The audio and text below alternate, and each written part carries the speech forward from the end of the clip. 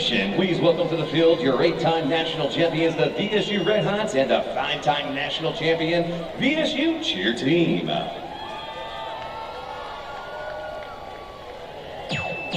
gonna take it high, yeah, okay.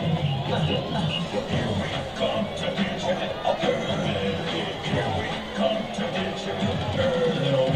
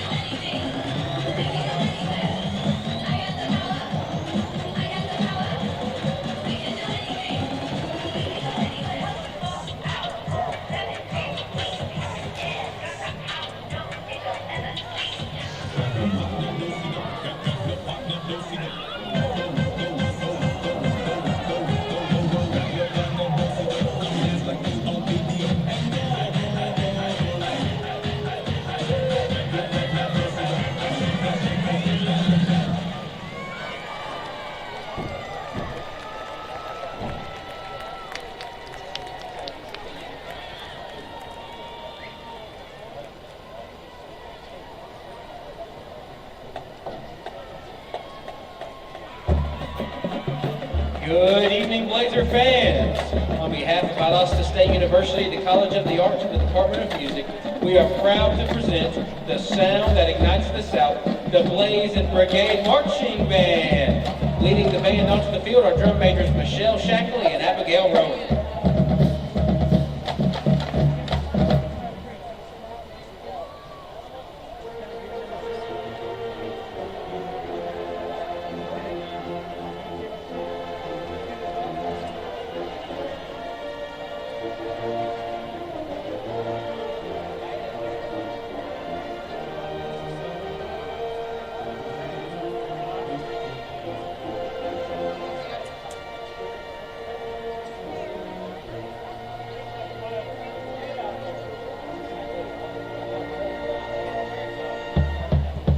And now for Blazer Bound and the VSU spell out.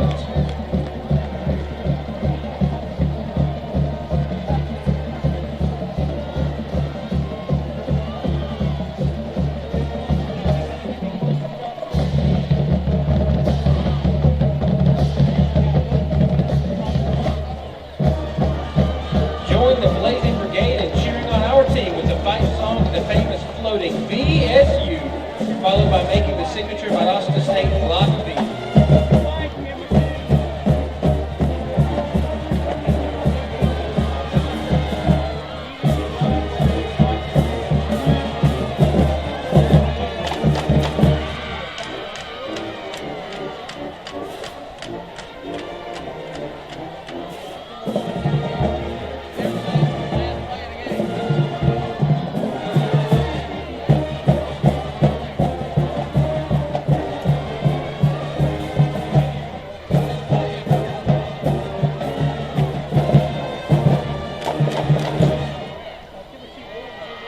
Please remain standing for our national anthem conducted by Director of Bands, Dr. Sky Holmes.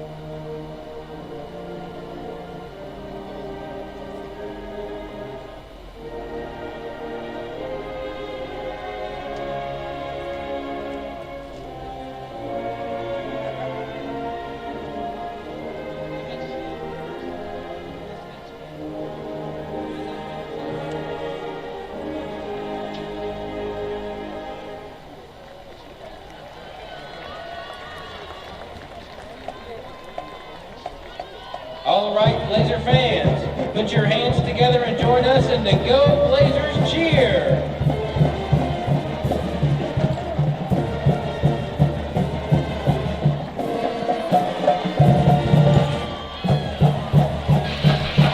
And a good evening, everyone, and welcome Senior Night in Titletown and the de facto Gulf South Conference Football Championship. Hello, everyone, and welcome. Dave Garner alongside Taylor Biddle as we welcome you inside this Blazer Sports Media production right here on Flow Sports. 61 degrees here at kickoff time as we get set to rock and roll. And Taylor, a mammoth matchup tonight. One a lot of folks around the country have their eyeballs on as the West Florida Argonauts, ranked 16th, come in to take on the top-ranked Valdosta State Blazers. Definitely a lot on the line tonight here at Bazemore-Hyder Stadium, Dave. As you said, de facto Gulf South Conference Championship. It also has some implications, I feel like, with what it's going to look like in the playoff picture, and we can get into that in just a little bit. Not to mention, this has been our largest rivalry, one of our largest rivalries the last couple of years here at Valdosta State. So, huge ball game tonight. And a lot of meaning, of course, behind this rivalry. As you've said over the years, oftentimes the winner of this game has emerged as the conference champion, as these two meet for the 9th time now in school history, with the Blazers holding a slight advantage, 5-3. They're led by Sammy Edwards, who's one of the top passers in the country with a 180.3 rating, good for 4th in D2. He'll be facing a defense tonight, and West Florida, the Argos, 2nd in D2 in total defense. Let's go ahead and take a look at the starting lineups tonight. We'll start with the Blazer offense. Flowers, Robinson, Kinley, Mariasi, Mawali, and Norman. The offensive line averaging right at 320 pounds. Gillen, the tight end. The running backs, of course, Hester, Franklin, and Bud Cheney rotating in here tonight. Williams, Bullard, Milosevic, the receivers, and, of course, as we talked about, the 288-pound senior playing on senior night, number 12, Sammy Edwards. They are averaging 44.7 points a game. It's where the Blazers start, right? Their offensive production is going to be a little bit mirrored is what is going to be seen across the field with West Florida. And Caleb Nobles, we'll get to that as well, Blazer alum. So you're going to see a lot of offensive similarities tonight on the field. And yeah, 44 points per game, that's pretty stout. But West Florida also averages 36 points per game, so they're nothing to shake a hat at either. You're going to look at the captains meeting at midfield for both teams here as we get set for the coin toss. Defensively, the Blazers have Jones, Hicks, Baugh, and Robinson across the front. Smith, Roberts, Desime, the linebackers. Stroups, Connor, Billups, and Elder, along with Boyd in the back end of this Blazer defense, allowing just a conference best 9.3 points a game, good for 4th in all of D2. It's a senior-laden and graduate-laden defense. We've been begging here at Valdosta State, hey, Coach Jack is one of those guys that, defensive-minded coach, he slowly progressed into where the defense is, oh my gosh, it's something to be reckoned with. 9 points per game is what they're giving up, right? So seniors across the board, Billups, Elder, you've got Smith. I mean, just guys all over the field, and they rotate them in and out. So it's so hard to find a weakness on the defense. They're going to look, of course, our official here tonight, David White, the man under the white cap, of course, with some nearby military personnel, of course, being honored as the honorary captains here for the game tonight. And it does look like State wins the toss. They are deferred. Blazers will play defense first then. Let's go ahead and take a look at that West Florida Argonaut offense, and they are a juggernaut of sorts as well. 36 points a game, as you mentioned, good for 2nd in the conference. Adams, Johnson, Nelson, and Walker and Freeman along the front. They average nearly 300 pounds. Robinette's an excellent tight end. Lane and Sharp are basically interchangeable at running back. Of course, Scott, Swinton, and Quillen lead the wide receiving core. Corey Scott is amazing. And, of course, the quarterback, the redshirt freshman. First full year as a starter, 6'2", 195-pounder, number 2, Marcus Stokes. Yeah, Stokes is somebody from St. Augustine, Florida. We're going to have to contain him through the air tonight. He's a guy that maybe not going to kill you with his feet, but he still can run the football, but he's not that traditional dual-threat guy that you see a lot of times. He is a little bit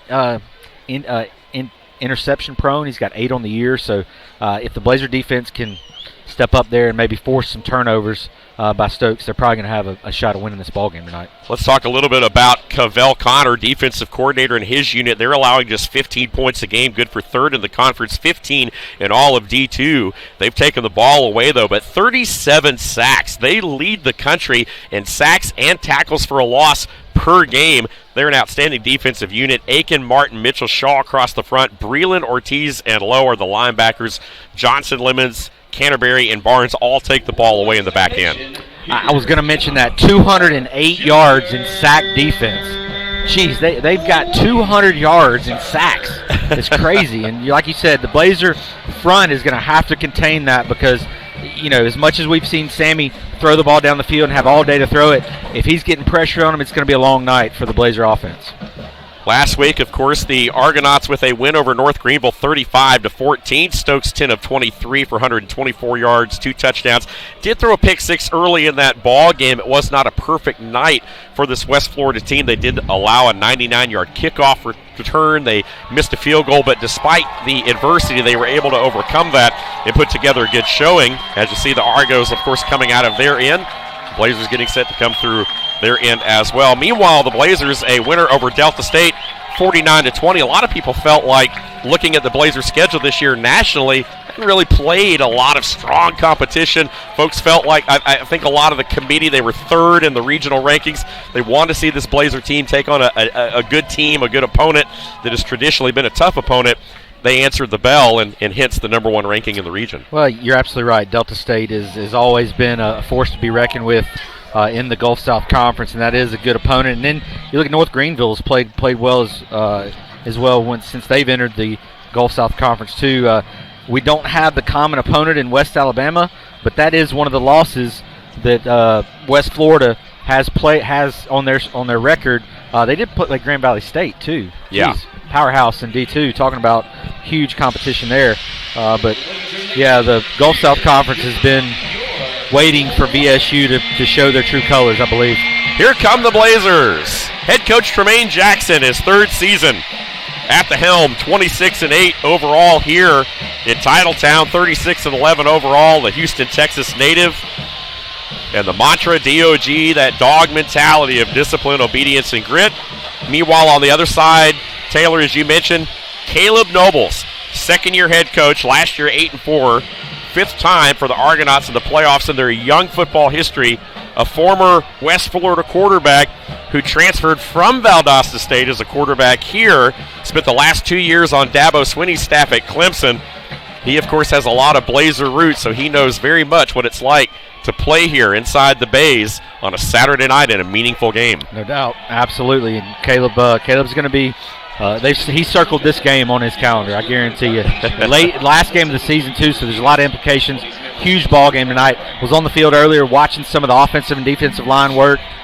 They're pumped up, they're fired up, they're ready to go. Nobles, his bachelor's from Valdosta State in 2015. Had 19 touchdowns as a Blazer quarterback. Of course, spent his grad year at West Florida to help build that program. Of course, the offensive coordinator, Vance Robertson, was on the staff during that 2019 Argo National Championship.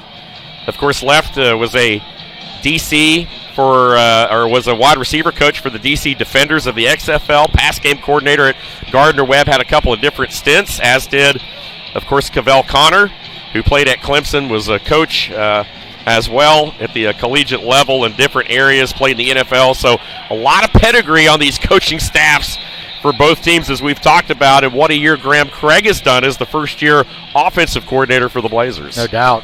Coaching galore. I feel like you're going to see West Florida, the lineage and the coaching tree that comes out of Valdosta State, it's going to actually happen at West Florida too. Only a young football program as well themselves, but they're going to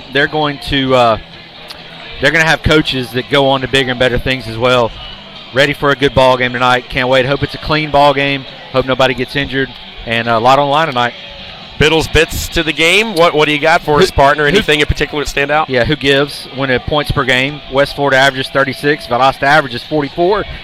Opponents, West Florida holds their opponents to 15 points per game.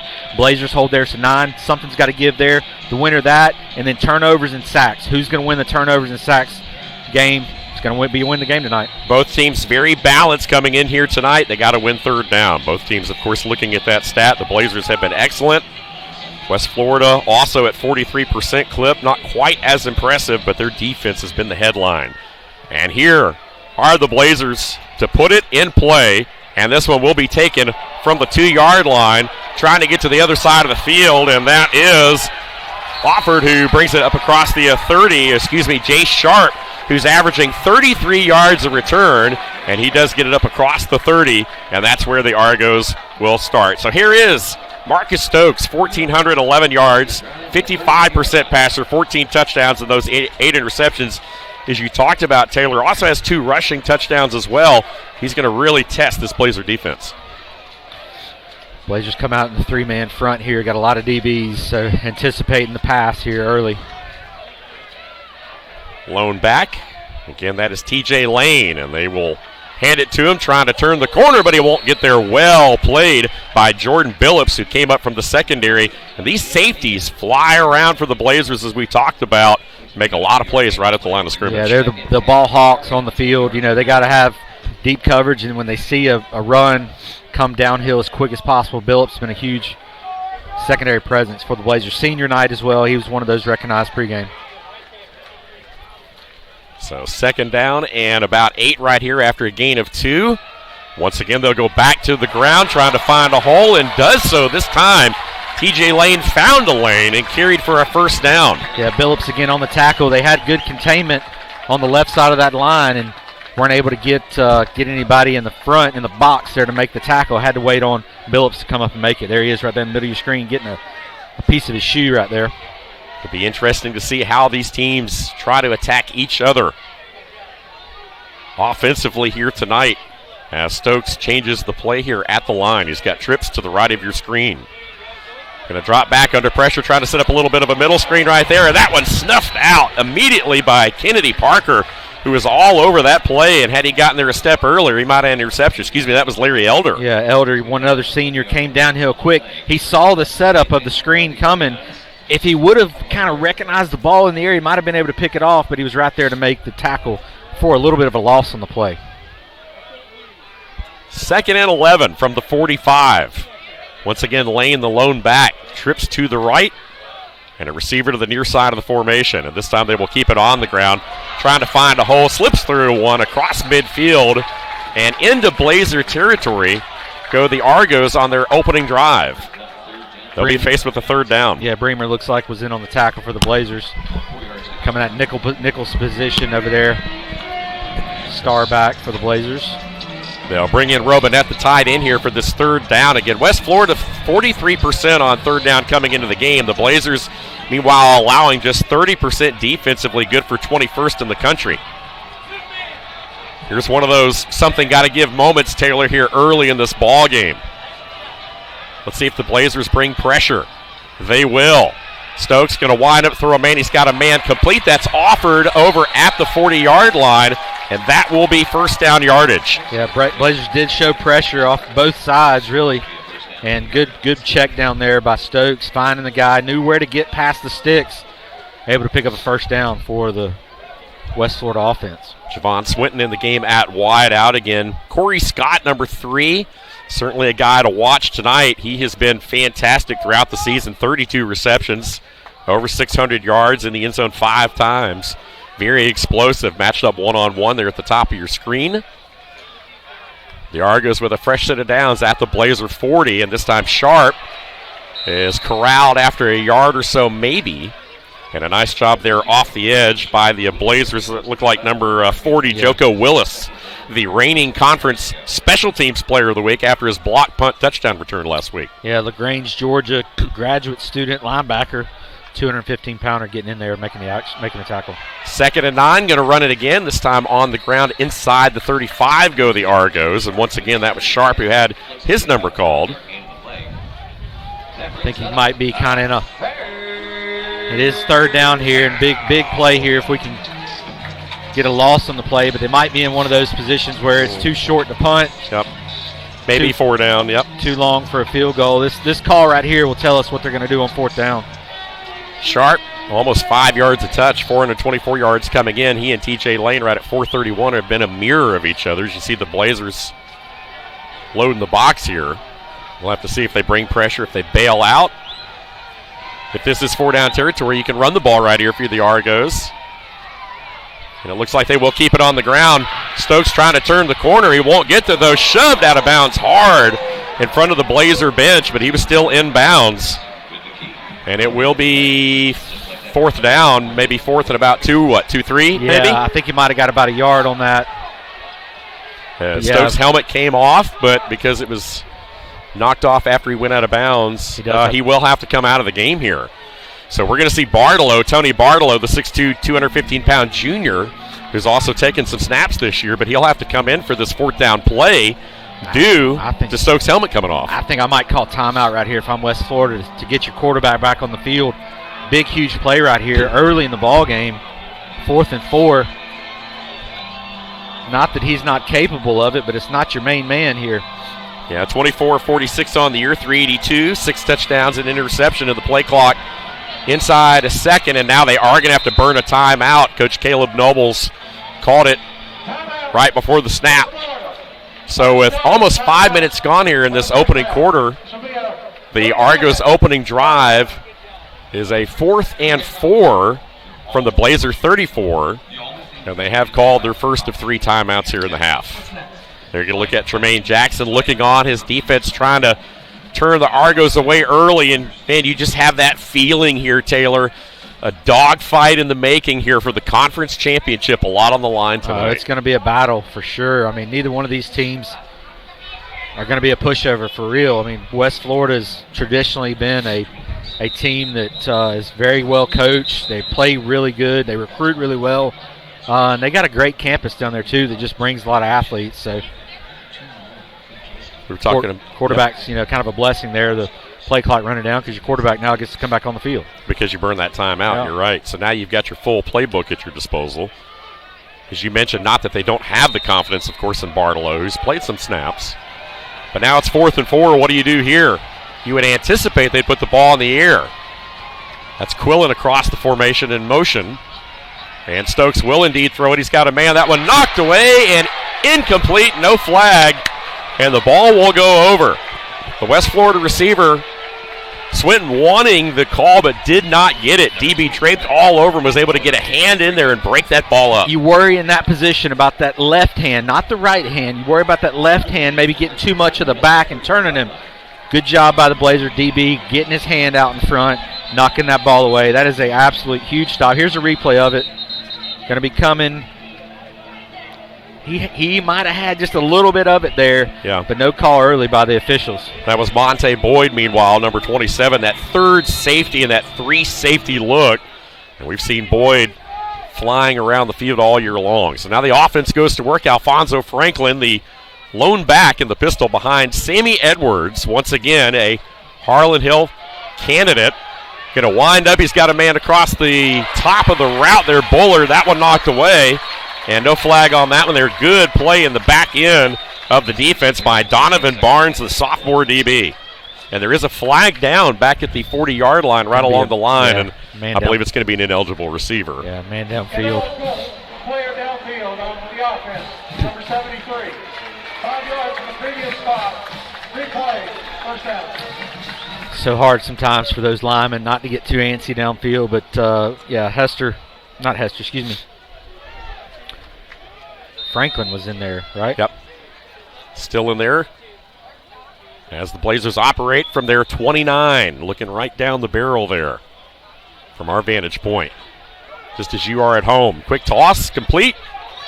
And they'll get that penalty yardage back to the 35 and maybe a yard, so it'll bring up a 2nd down and 9. There you're going to look at big number 89, Armani Hayes, who has been a nice target of late here at 6'2", 190, the senior out of West Palm Beach with the first grab of the game. You're the Blazer offense. You really want to, after that huge stop by your defense, you want to go down and get some kind of points on the board, even a field goal here. 9.5 here. Opening quarter, no score in Titletown. Pressure, now they'll back away. Sammy under pressure, trying to get away from it. Stays on his feet. Finally going to be wrestled down across the 35. A great second and third effort by Edwards to turn that into a positive play. It could have been disastrous. Yeah, good job by Sammy keeping his eyes downfield and controlling the ball, really not letting the ball come loose there. And early on, here's a huge 3rd down opportunity. Here's the pressure off the right side. Look at it coming right in your screen. Hanging on by a shirt tail. Now the Blazers 53% on third down, but this is a long one here, third and a long 8. Good for fourth and all of D2 on third down. Saman going to throw it to Hester out of the backfield. He is hit and dropped immediately, though. Hangs on to the football, but is going to be shy of the first down. So it will bring up a fourth down from just inside their own 40-yard line, and the Blazers will bring out the punt team. And that was well played that time by West Florida, as you see. Virgil Lemons, senior DB, came up and made the tackle. Wasn't going to be enough for the first down anyway, so Blazers going to be forced to punt. And Lemons also the return man, as you see him right there. As he goes back inside his 25, Noah Botsford with a 40-yard average with a boomer. Sends that one over the head, but it will go into the end zone. Unfortunately, unable to get that one to check up. 7:55 to play here in the opening quarter. And we'll step aside with them and be right back. Again, no score from Titletown. You're watching this Blazer Sports Media presentation on Flow Sports. Boston Clinic's history with Valdosta began over 40 years ago with Doctors Champ Baker and Kurt Jacobson on the sidelines with the Valdosta State Blazers. We've been there through VSU's 4 NCAA Division National Championships and 9 Gulf South Conference Championships. And we're still here today on the field providing VSU athletes with immediate sideline coverage. Congratulations, Valdosta State Blazers, for over 40 years of exceptional football.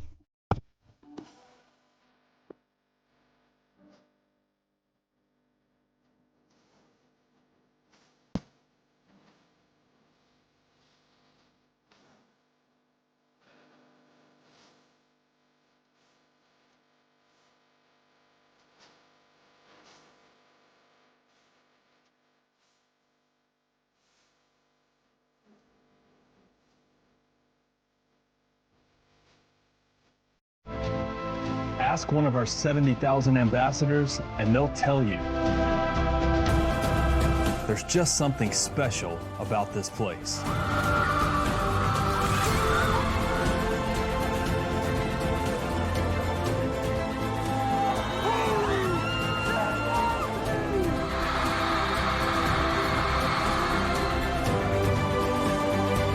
Valdosta State University.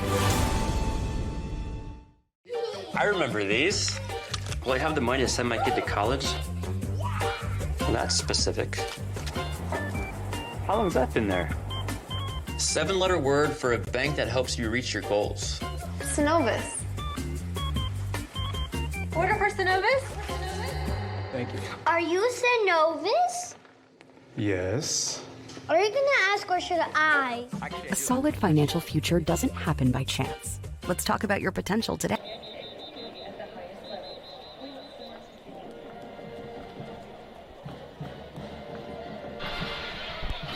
Here you're going to look at the vantage point here tonight inside the Bays. Bazemore Hyder Stadium in Cleveland Field in Valdosta, Georgia, the final regular season game of the year for both of these teams with playoff implications and seedings on the line and, more importantly, a Gulf South Conference championship. Dave Garner, Taylor Biddle with you as the West Florida offense goes back to work. That's Swinton in motion once again on the ground, but nothing doing as the Blazers stack it right up in the middle. We were talking about the two-headed monster of Lane and Sharp, the Argo running backs, top 10 in Gulf South Conference in rushing yards and average per game for both of those guys. They're a great 1-2 punch. Absolutely. Joko in there on the stop again for the Blazer defense. Right there at the center of your screen, that middle linebacker spot. Second down and 11 after a loss of 1 as you see trips to the top of your screen. Damani Brown, number 11. At the very top is certainly a guy to watch out for. He only had 1 catch last week, but it was good for a 28-yard touchdown. The big play receiver along with, of course, Corey. And on the ground trying to reverse his field. Going to pick up some pretty good yardage. They're up to about the 25-yard line when it didn't look like there was a whole lot there, but Sharp was able to turn it into something. We talked about this offensive line, too. Again, Adams, the center, 6'1", 290. Not terribly big up front. Johnson, Nelson, the guards, right around 300 apiece. The tackles are Walker and Freeman, but they're athletic, 6'5" and 6'3", respectively. Of course, we talked about Robinette, the big tight end, number 80. And so here's a big third down play, as we talked about, just 43% coming into the game is West Florida. Blazers bringing pressure, and they're going to get to him back at the 16-yard line. The Blazers brought the house, and they were able to get to Stokes this time. Sterling Roberts there brought the pressure. Great coverage in the secondary. Man-to-man coverage. Here's the pressure right up the gut there. Look at that, the hurdle. Here it is right there in your screen. Look at that hurdle. Boom. Huge third down play by the Blazers. Sterling Roberts. We've talked about, of course, the man in the middle. 28 tackles coming in, 2.5 sacks, make it 3.5 now with 2 forced fumbles. And you see the Blazer sideline, and now the Blazers looking to get the football back. This is Logan Gregory, the junior punter, who's got an excellent 44.2-yard average. And Ethan Nation with a chance to return one. Reverses field, stays on his feet, midfield, and into Argonaut territory at the 46. Nice little return there by Nation in traffic. And there is an injured Argonaut down right at the midfield stripe. That looks like number 22, Chester Fearon, the redshirt junior DB down on special teams, is up hobbling. So think about, Dave, when teams that are so well balanced and well equal across the board, field position too. We didn't mention that at all pregame. Field position is going to be huge, and Argonauts drove downfield. Blazers took over on the 30. Well, then here your second possession, you're already in West Florida territory. So playbook gets a little bit different in this situation. See if the Blazers can take advantage of it. Yeah, when you're able to kind of cut the field in half, it definitely makes a big difference for sure. Turnover margin plus 14 for the Blazers, a big reason for their success this year. As this vaunted offense goes back to work. And here is Franklin, slips down right at the 45, just a yard on the play there. He's unable to keep the footing. As we saw, of course, Franklin last week, of big game against his former team, 14 carries for over 100 yards and 3 touchdowns. He averaged 7.6 yards per carry in that game last week in the win against Delta State. And really has done it all year long, averaging 8.8 on the year coming in per touch. 2nd and 9 from the 45, and the Argonauts bringing pressure. Once again, Franklin slips, will cut, slice and dice forward for a couple, but once again another 3rd and long situation. And this is what the Argos do to you. They really do a great job of getting upfield in a hurry and forcing those 2nd and 3rd long plays, not giving you those manageable downs late in the series. Walker Robinson, number 4, right there in the middle of your screen, in on that tackle. So yeah, we got a big, huge 3rd down here for the Blazers. Rodney Bullard wide to the near side. Again, Bullard leading the conference in receiving yards and average per catch. That's Milosevic in motion. Sammy looking, firing across the middle. He's got a man complete. And right ahead of the 1st down marker is where he will end up. Once again, Armani Hayes with a huge grab. Now, when he made that catch, Taylor, he did not have the 1st down. He had to fight his way forward. The tackle almost pushed him. When the defender came in to tackle, he pushed him across the 1st down line to gain. And good job by Sammy staying in the pocket. They keep bringing pressure left and right through the West Florida defense. So it's going to be one of those games where they're trying to make him as uncomfortable as possible. Here they're showing pressure again. Look at the pressure. First 1st down for the Blazers tonight. Franklin again on the ground, puts his helmet down and buries his way forward for a couple, but every yard going to have to be fought for tonight. It just has that feeling. You see this Argonaut defense. They have been one of the best in the country, as we talked about up top tonight. 2nd overall in total defense. Of course, they have the reigning defensive player of the week in Colin Shaw. 3 tackles for a loss last week, 2 sacks, and 2 forced fumbles, both of those leading to scores in that win against North Greenville last week. Here's 2nd down and 9 after a gain of only a yard on that last play. Blake Hester in at running back. Edwards under pressure. Gets rid of this one right along the sideline. The catch is made right at the 25-yard line. A good diving catch. And once again, that's Armani Hayes, who has pretty much been the target here so far in this 1st quarter for the Blazers. What a huge job there by him to get his feet down. Scramble drill. Sammy was under pressure again, rolled, kept his eyes downfield. Good job by that young man getting his feet in. Make the first down, or make the down more manageable here on third.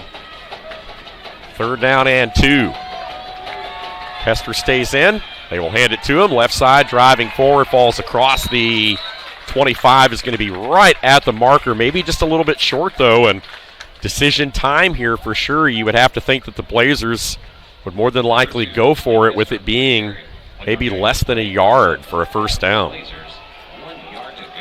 So they are going to go for it right here. The Blazers on 4th down this year, right at 78%. Meanwhile, West Florida has allowed 41%. They're going to make a wholesale substitution on the defense. Bring in some fresh bodies there across the front. Let's see what the Blazers do, if they just try to grind it straight forward or not. Jaden Henry, number 4, in the backfield for the Blazers. And they're trying to draw him off sides here. Play clock down to 0.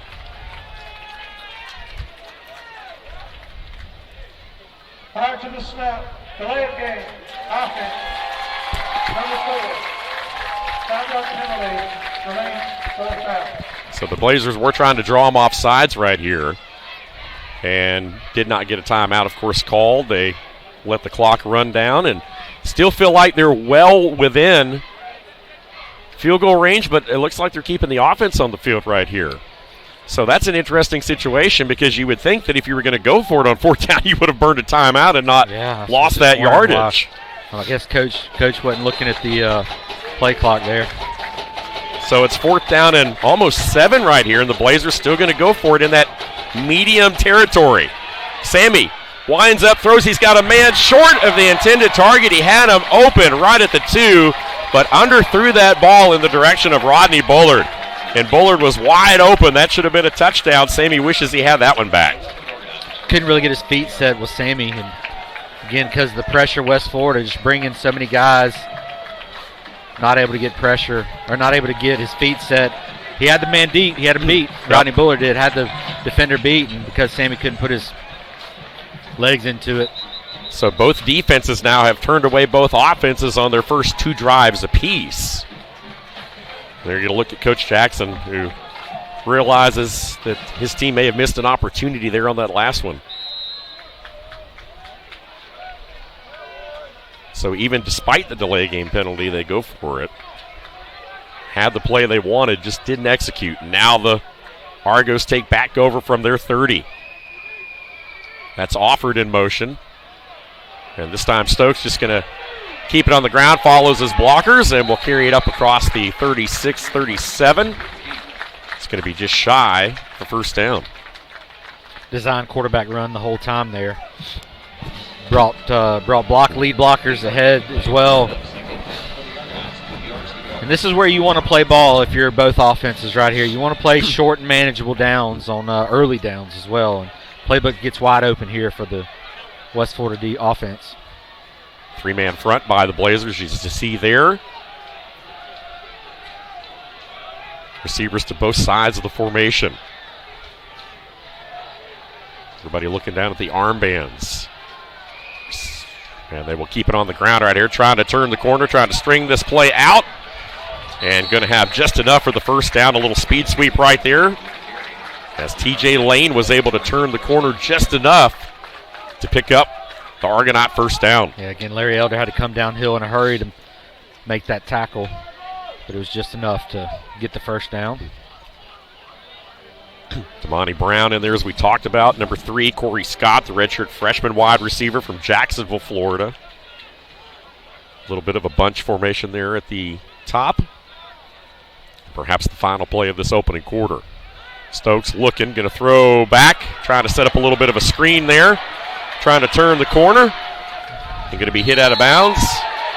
And that was number 3, Corey Scott, as we talked about, the big play receiver who they finally got the ball in the hands of right there. And with just 1 second left on the clock here, they will go ahead and let it roll out, and that'll do it. So at the end of one, no score. Both teams with the ball a couple of times. West Florida with their 3rd drive. And this one's shaping up much like we thought it was. Take a timeout and be right back. Quarter 2 on deck from Titletown when we return.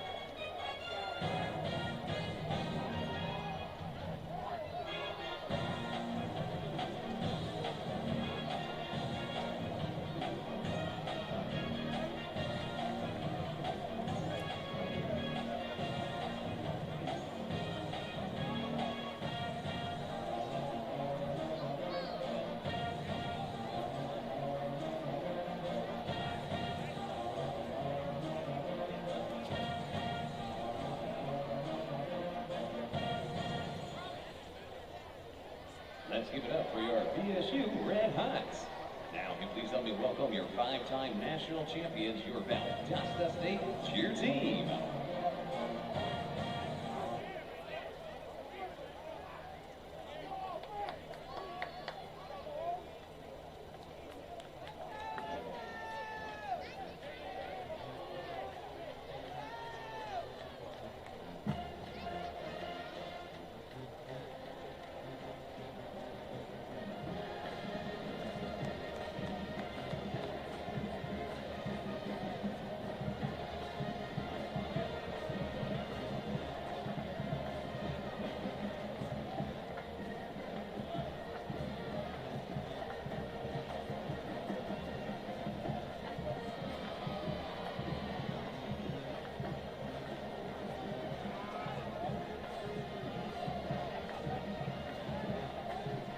Let's hear it for your BSU cheer team.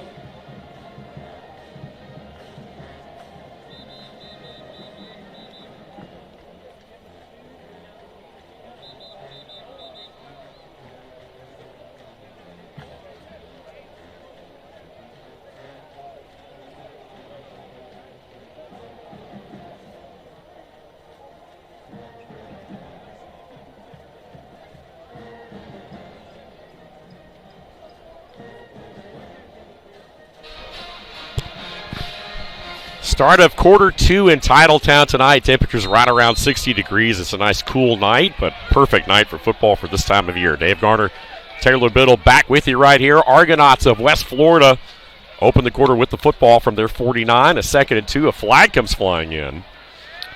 And the tackle made right at the first down marker, but let's check the penalty. Yeah, it's going to be a formation penalty probably because both line judges threw the penalty in the backfield too of West Florida side of the ball. And our referee here tonight, David White, and Jonathan Tarantino, our umpire. Illegal formation on the offense, more than 4 players in the backfield. 5-yard penalty from the previous spot. 3 plays, 2nd down. Good call right there, partner. Again, that'll back him up, so that negates the first down. So far, though, again, both these teams right here struggling a little bit offensively. Both defenses, credit them for, of course, turning each other away here early on. Blazers went for it on a 4th down on their last drive. West Florida went for it on a 4th down the previous drive and didn't make it. So both teams 0 for 1 tonight on 4th down. Meanwhile, West Florida will work from their 44. Marcus Stokes, 2nd and 7 right here as we go a minute in this opening second quarter. Stokes with time, looking, winding up, firing one-on-one, and that one going to be intercepted. Flags come flying in, though, so this may be negated. And they may very well be calling a pass interference here against the Blazers. Flags came flying in. As you saw, that was that was Abe Yang, the DB in coverage there in the back end. Let's see if we're taking a look at it right here. Stokes again with all day. You see the protection up front. Just loads up right here. I'm going to get number 37 for the hold. Larry Elder. Holding defense, number 32. Yep. 32, excuse me. That's 37. Yeah. I don't think Billups wasn't even over. Billups wasn't even I was over going to there. say, I think that was on Yang 37. And they called 32, but so that will give West Florida a first down and extend the drive here into Blazer territory at the 46. Again, still no score in this de facto Gulf South Conference Championship matchup. West Florida presumably has to win this game, of course, with the 2 losses to get into the tournament. Meanwhile, the Blazers at 9-0 feel pretty secure about making it into the postseason regardless, but one of the main goals of this team all year was to win the outright conference title. This time going to keep it on the ground. Slips a tackle to Sharp, and he'll punch it down to the 42. Good for 4 yards on first down.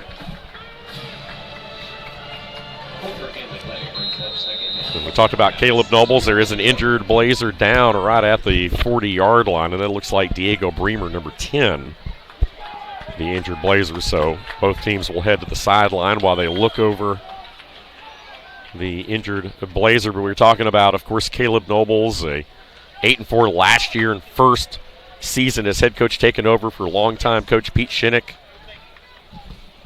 And it looks like we'll step aside as well and take the timeout.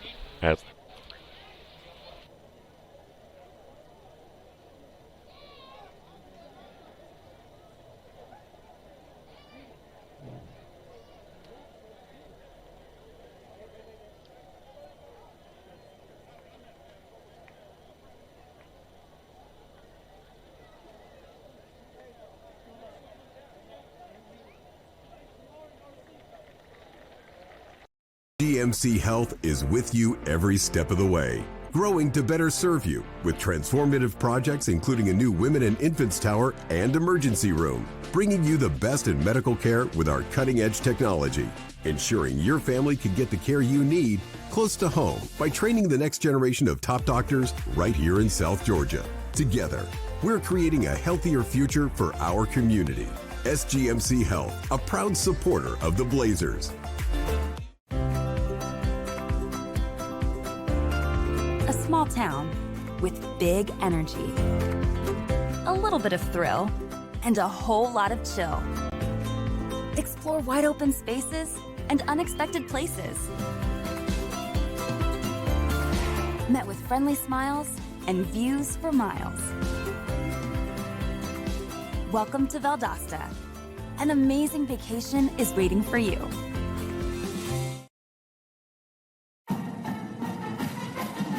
Hey Blazer fans, Williams Hotel Group is South Georgia's hospitality headquarters with 8 award-winning hotels in Valdosta. Williams Hotel Group has everything to meet your lodging, event, and meeting space needs. Come see us at any one of our conveniently located properties off I-75, exits 16 and 18, or visit us at williamshotelgroup.com. And as always, go Blazers! Being a champion takes more than talent. More than the perfect pass, more than using your head. Being a champion takes the spirit to always push harder, the ability to overcome any hurdle, and the fire to be the best. Welcome to Division II, where the pursuit is yours to create. And the question isn't, can you do it? It's, will you?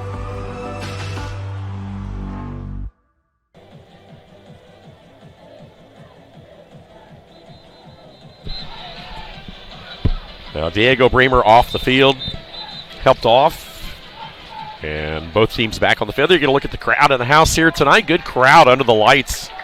Bazemore Hyder Stadium, a blackout game. Everybody decked black head to toe, including the Blazers here tonight. And meanwhile, West Florida contrasting it all white here tonight. Both teams easy to make apart.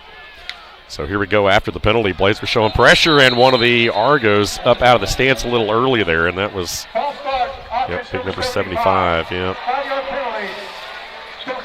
Levi Johnson, the junior, 6'4", 290. The guard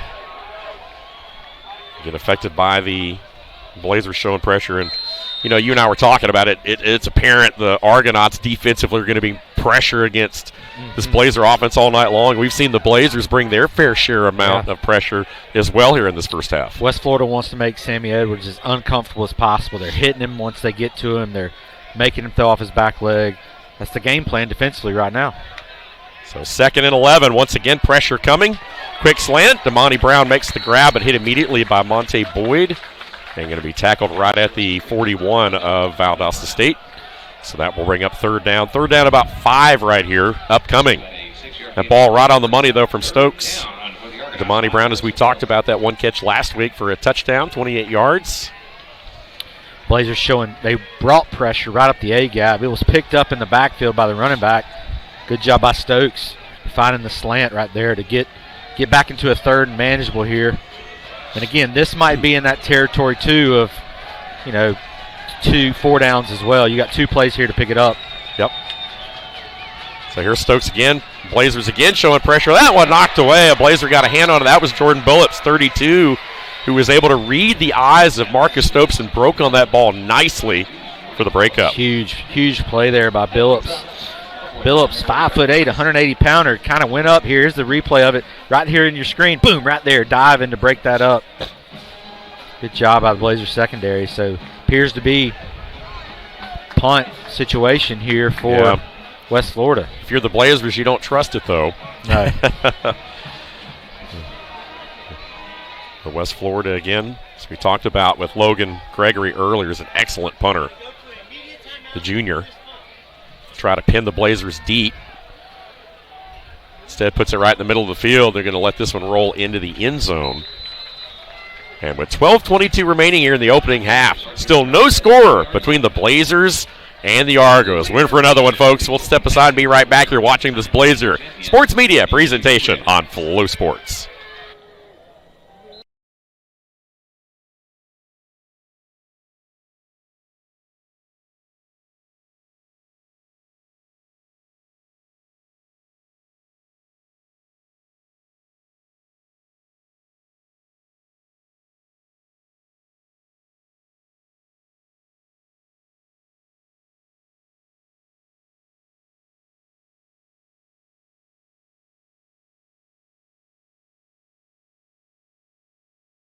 Sports fans, we pack stadiums, arenas, and local gyms every day. And every sports fan is uniquely human. Seeing each play with your own eyes, triggering your own emotions. And as humans, we won't agree on every call, but we can act with empathy and consideration. So put yourself in the official shoes. Be more than a fan. Be officially human.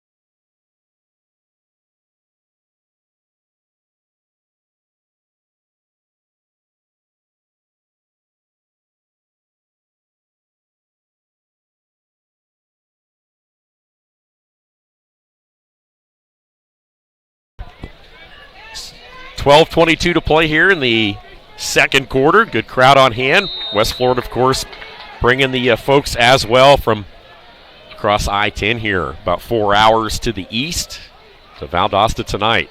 And the Blazers go back to work after a West Florida punt. And a nice little run here in the making across the 25-yard line as that is Franklin. Alonzo Franklin works his way up across the 25 and a good gain on first down. Dave Garner, Taylor Biddle with you back here. The Blazers, again, complimentary football. They have run for as much as they've thrown just about on average this year, just over 200 yards on the ground. That really is the difference in this year's Blazer team as compared to teams in the past. And they'll keep it on the ground once again right here as the Argos try to jump the pile and forward progress to about the 31-yard line, and that is going to be just enough for a Blazer first down. Good job by Franklin, staying patient. I have noticed that his patience kind of got him a little bit here at midfield, kept slipping and falling, but really patient tonight is Franklin running the ball.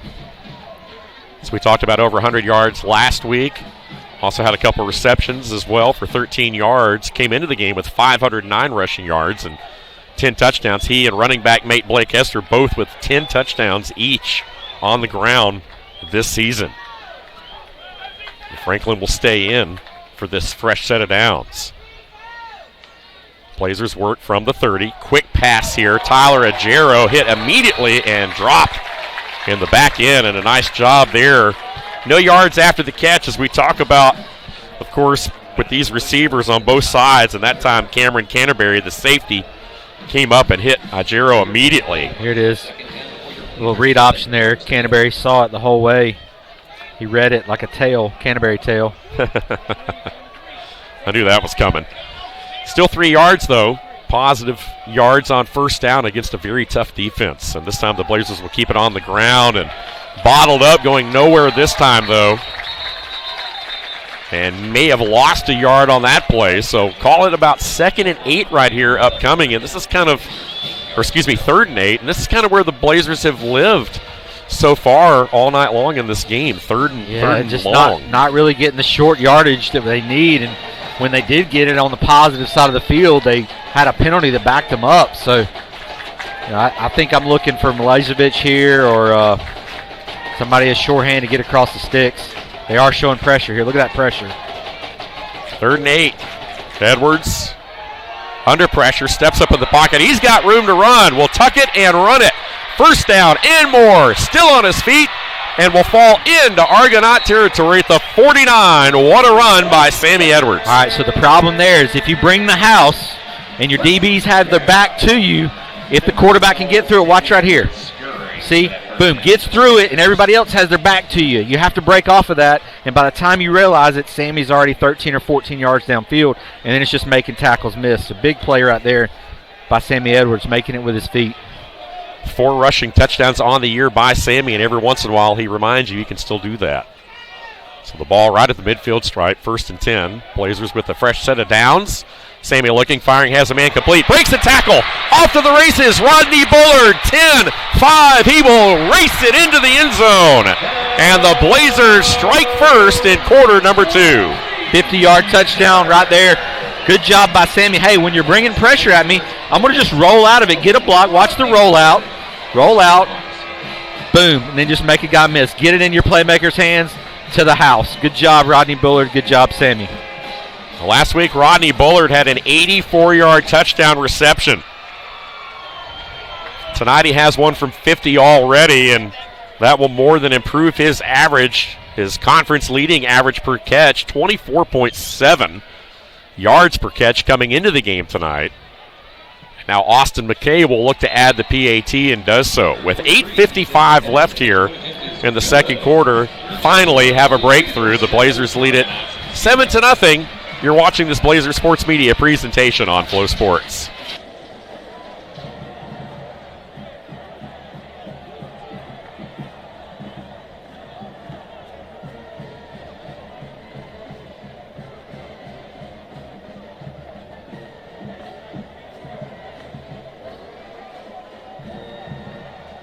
All right, fans, it's now time for the Jimmy John's quarterback toss. If you'll direct your attention to the west end zone, I've got David and Jeremiah who are going to battle it out to see who can make the most passes in 25 seconds for a chance to win a Jimmy John's prize pack. Looks like we're all set. David will go first. On your mark, David. Set. Go! Oh, just a little too far high. Almost. Little left. Just a little under. Come on, David, you can do it. 4 seconds. And it looks like 0 is the points to beat Jeremiah. Let's get 25 seconds on the clock. Jeremiah, just make one. We can call it a day. On your mark, Jeremiah. Get set and throw. And there's 1. 2. 3. Almost. 4. 5. 6. And it looks like 6. Now you're just showing off, Jeremiah. Let's give it up for Jeremiah for his Jimmy John's prize pack.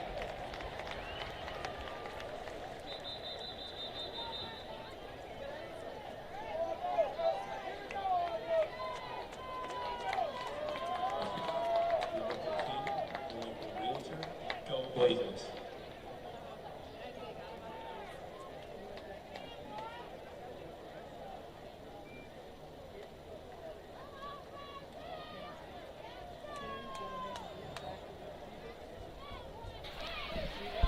Now they're going to look at the home crowd here tonight, the perspective.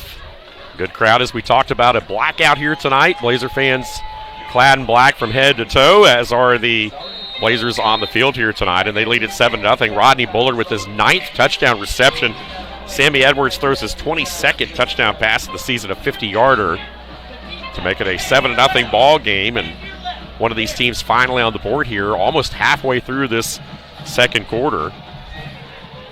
And the kickoff by Ethan Edens. And this one returned from inside the 5. Watch out.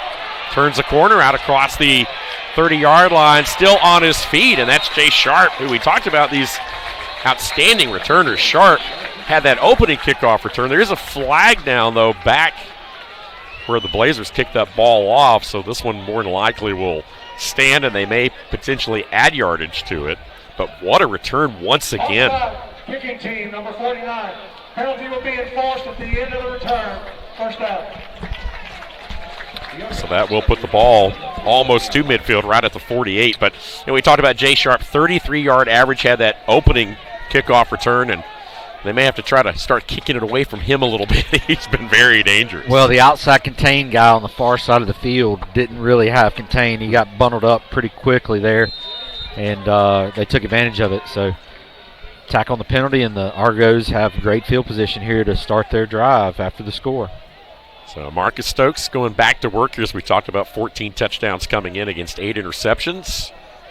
And that is TJ Lane, who lines up in the backfield with him. And they'll hand it to Lane, trying to slip through a hole. Excuse me, tackled from behind as the Blazers continue to try to rip that ball away. And a gain of 2, maybe 3 on the play, just into plus territory.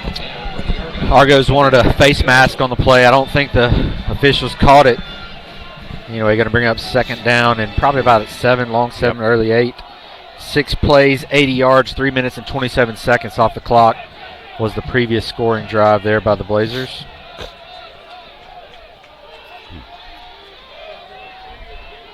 And Sharp will come into the backfield now. Jay Sharp, the redshirt juniors we talked about, he and TJ Lane rotate in and out constantly, and they're both equally effective. And now this time, trying to throw it up under pressure, looking, and that one is going to be nearly intercepted. Blazers had a hand on it. Zach Offord was the intended target. That ball sailed on Stokes and probably should have been intercepted. As you see Monte Boyd there, wishing he had another crack at that one. Well, both of them right there at it, and I think they just both knocked it out of each other's hands. And great job breaking it up. Regardless, it's going to be 3rd down and 7 here for the Argos. We talk about the Blazers plus 14 turnover margin. West Florida at plus 3. Well, the Blazers nearly had an interception right there, but now they'll have to make a stop right here to try to get off the field with 7:50 to play in the second quarter. Twins to both sides of the formation. Blazers showing press, now will bail out. Here comes the pressure from the backside. Stokes is going to be taken down right behind the line of scrimmage, and now he's a little bit slow to get up. There you get a look at big number 96 there, Jamarlo Sykes, who is one of the statistical leaders on this defense, even though he doesn't show as a starter. And it does look like Stokes is up and hobbling, though, off on his own power, holding that right arm maybe, though. No, he ain't holding his right arm. He's holding his you-know-what. Oh, okay. Yeah, I think you saw something I didn't. Well, whenever he was reaching out to make the Sykes, when he was reaching out to make it, I think he actually accidentally hit the young man in his you-know-whats, and so came off on his own accord there, but very gingerly. Here's the punt from Gregory. And this one returnable. Nation will let it just check up right here. It takes a little bit of a side roll, little extracurricular activity there in the back end. And cooler heads will prevail for the moment, as there are no penalty flags there. There was a lot going on there in the back end. But nonetheless, the Blazer defense, what a job. They give up the long kickoff return, basically give them midfield, as you see some of the crowd right behind the stands there showing their vocals, but a nice job by the Blazer defense to hold this offense 3 and out and get the football back. Despite the kickoff. Yeah, like we said a minute ago, field position is equally as important in a ball game as anything. And Blazers gave up some field position, but 3 and out by the defense, and so your offense now needs to answer a drive a little bit here to get the field position back in the positive realm. We'll have to see if the game plan changes any. Cavell Connor, as we talked about, defensive coordinator, if they continue to bring a lot of that pressure. The Blazers obviously had a breakthrough on their last drive with a couple of big plays, including a Sammy Edwards scramble on a 3rd and long to extend the drive. Of course, led to the touchdown. And here's Blake Hester on the ground trying to turn the corner. We'll have a few as the clock continues to roll inside 7 minutes here of this second quarter. Other conference action from earlier today saw West Alabama win big over Erskine. The other 2 games very close. North Greenville edges Shawan 31-27, and Delta State, Mississippi College down to the end 20-14. The final there as the Statesmen come away with a win in that Mississippi rivalry. And that, of course, setting the table for this matchup here tonight with a lot of eyeballs on it. Saturday night in Titletown. Play action over the middle. It's caught up at the 35, and that's Bullard once again with a first down. A good read option there by Sammy. Put in the pocket of the running back, and then pull it at the last minute. Watch it right here. Put it in his gut, read it, pull it back. Great job there by Sammy reading that. Good job by Bullard getting the inside leverage. Big pickup on that play by the Blazers. That gets them out of the shadow of their own end. Hester will stay in as the lone back.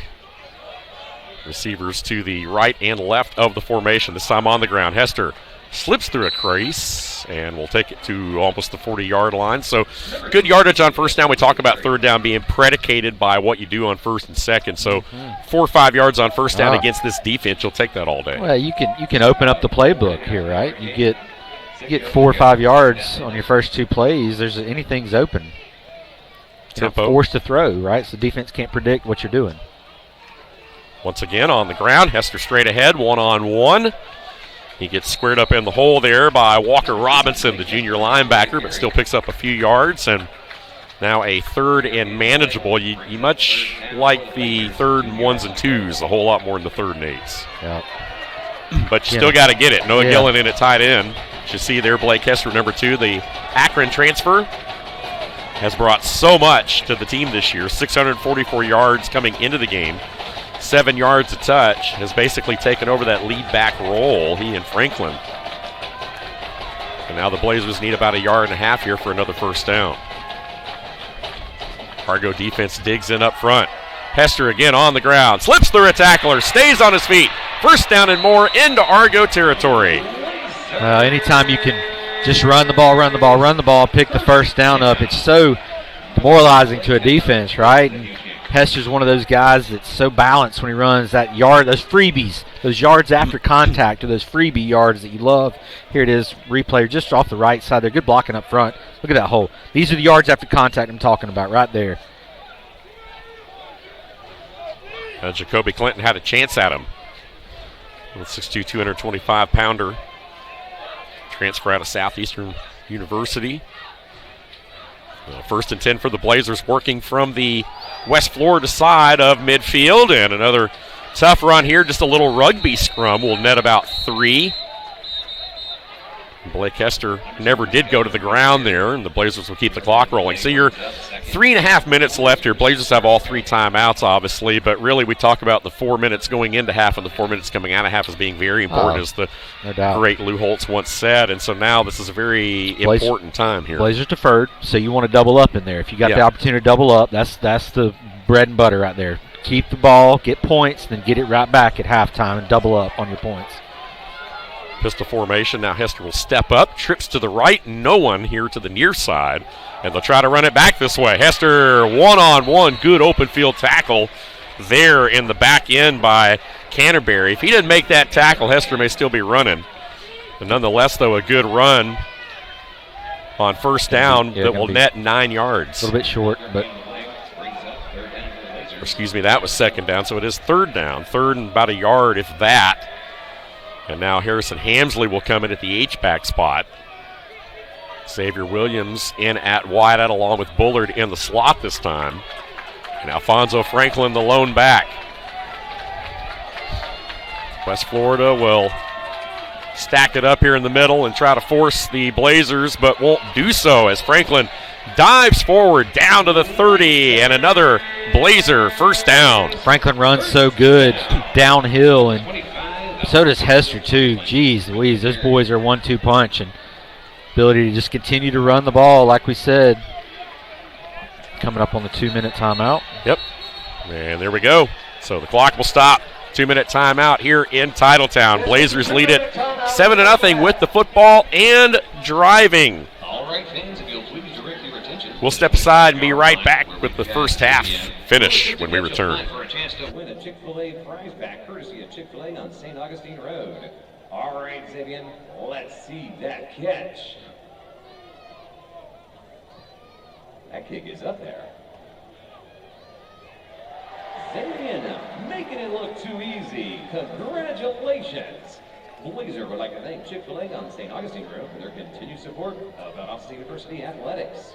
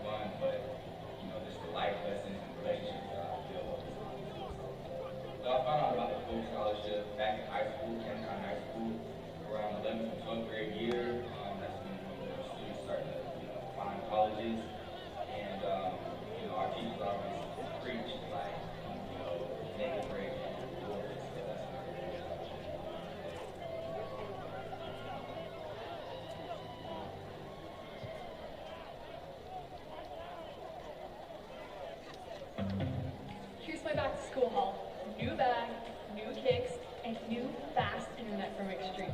See you in class. Go back to school with Extreme best and fast internet and whole home Wi-Fi. Packages start at $19.99 a month for a year. Coming fresh out of the smokehouse, Sunset Farm Foods vacuum seals the flavor in.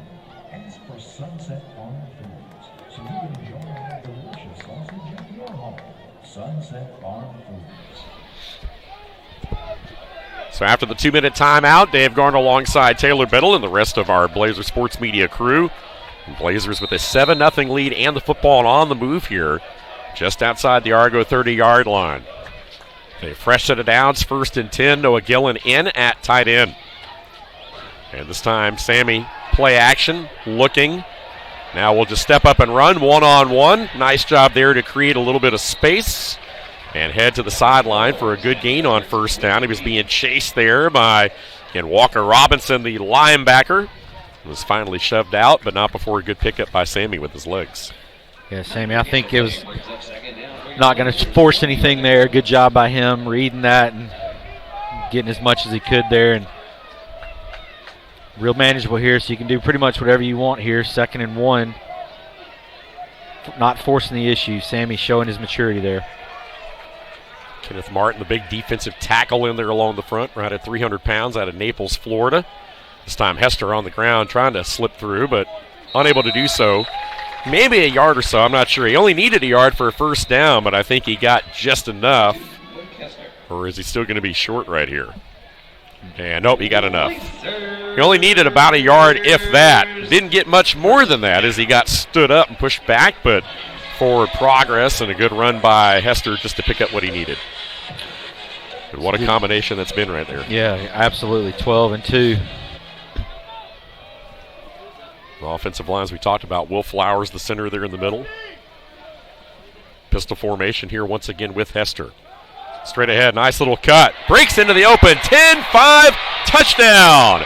Blake Hester with his 11th rushing touchdown of the year, and that one puts the Blazers up 2 scores. 21 yards on the touchdown run. Just look at him falling down right there on the celly. All right, here we go. Going to come off the right side. Boom. Saw the hole close up, bouncing across. Nothing but green grass. What a job by the right side of that offensive line as we were just getting ready to brag on those guys there. Robinson, Kinley Mariossi, of course, a team captain. And then talk about the big bookends there. Mawali, Norman, Stephen Morrow, all those guys, 6'6", 6'7". Norman, 6'7", 343, collapsed it over there. Yeah, the PAT is right through there. And we'll keep the action right here for you with 1:18 left here in this first half. But what a big score by this Blazer team. After being turned away on their first 3 drives, they finally made the last 2 stick. Making the adjustments, right? We talked about pressure. You got to make the adjustments. Get it in the flats. Do some design QB rollouts. Things like that that'll soften that defense a little bit to not bring pressure as much. And then you can set your feet as a quarterback and hit your streaking Rodney Bullards down the field for the huge pop plays that we love to have. And that's what we've done. And you open up a little bit of breathing room here if you're the Blazers, right? You still got a lot of football left. Want to come out and play good defense. Don't want to give a big turnover or a big return here on the kickoff like last time, and have the opportunity to go into halftime with a good lead, and then you get the ball back coming out of half. Again, the Blazers, as we've talked about, complementary football, really getting it done on the ground this year, really being the biggest difference. 4th nationally in turnover margin. We talked about that earlier as well at that plus 14 mark, which was almost more than that. The Blazers nearly had an interception on their last defensive series against the Argonauts. Yeah, and then they had the one that was called back because of the penalty. Yep. Rightfully so. It held him. It might have been a little closer. Elder was in great position, though, and did make the catch. The Blazers also with the longest current road winning streak in D2 at 12. Of course, home here tonight for the first time in a couple of weeks. They were here against Chowan a couple of weeks ago, and of course looked great. And followed it up last week with that big road win against Delta State. Here's the pooch kick, as we kind of anticipated might happen.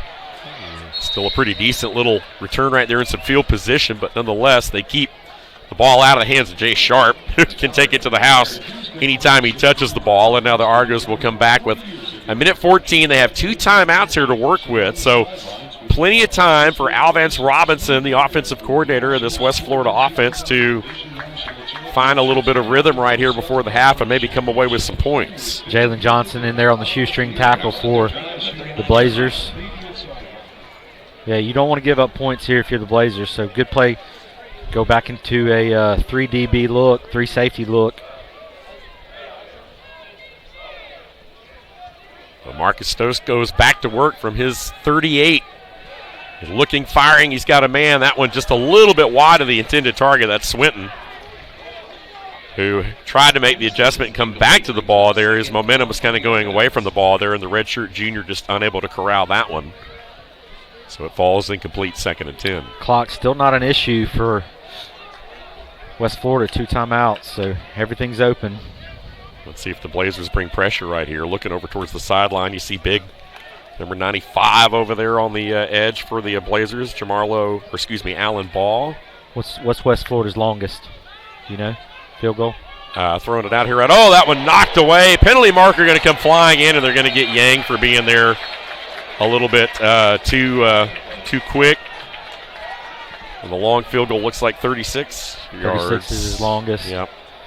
Yeah, kind of a bang-bang play there by the DB, and looks like he got there a touch too early, so free 15 here. Defense number 27. The ball being placed in the spot of a foul. Automatic. Sorry, spot foul. But it is a first down. He just got there, came over the top just a little too early. Anytime you're coming over the top of him, through him, they're going to make that call regardless of the timing. And so it's not 15. Excuse me, I was at the high school game last night, so that would have been 15 for high school, but spot foul and first down regardless.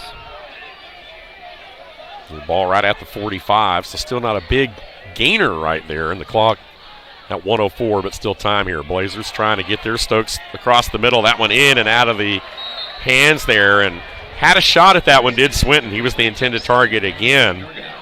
As we talk about, again, Swinton, 20 grabs, 228 yards coming in and 2 touchdowns. Damani Brown with 239. Really, they spread the ball around. Stokes has done an excellent job. A lot of different receivers involved in this offense. 4 others outside of the guys that you see with receiving touchdowns.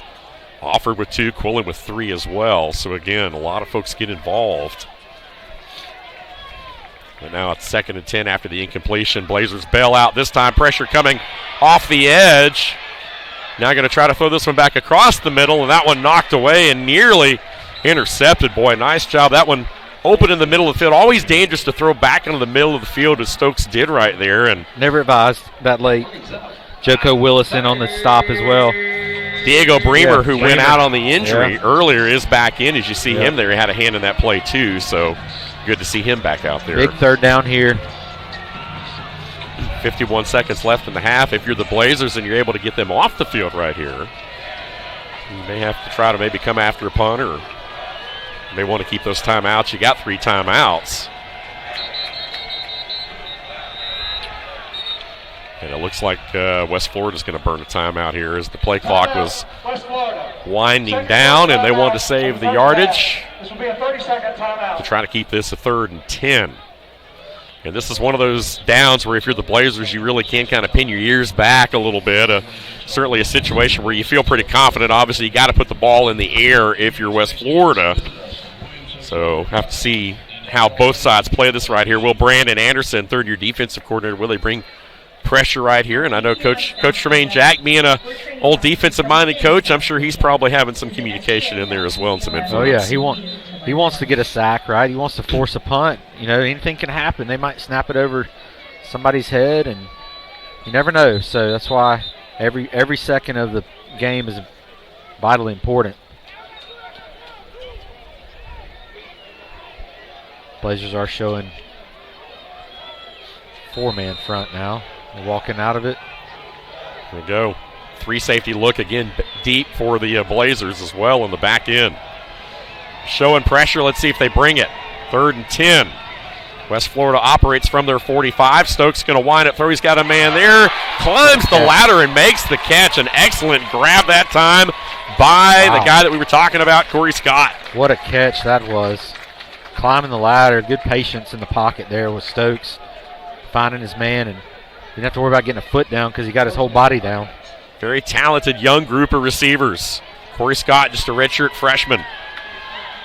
They got a lot of young guys who have played well. Stokes again firing, and that one knocked away there and broken up right at the 30. So that'll bring up 2nd down. Now all of a sudden the clock does become a factor. You only have 1 timeout, but you do have the 1 in your pocket for Coach Caleb Nobles in West Florida right here, but you've only got 30 seconds, so you got to be smart with it. You're not in field goal range right now, so you've still got a little bit of work to do. Presumably need another probably 10 to 15 yards to have a really legitimate shot there. Meanwhile, if you're the Blazers, you just don't want to give up a big play over your head.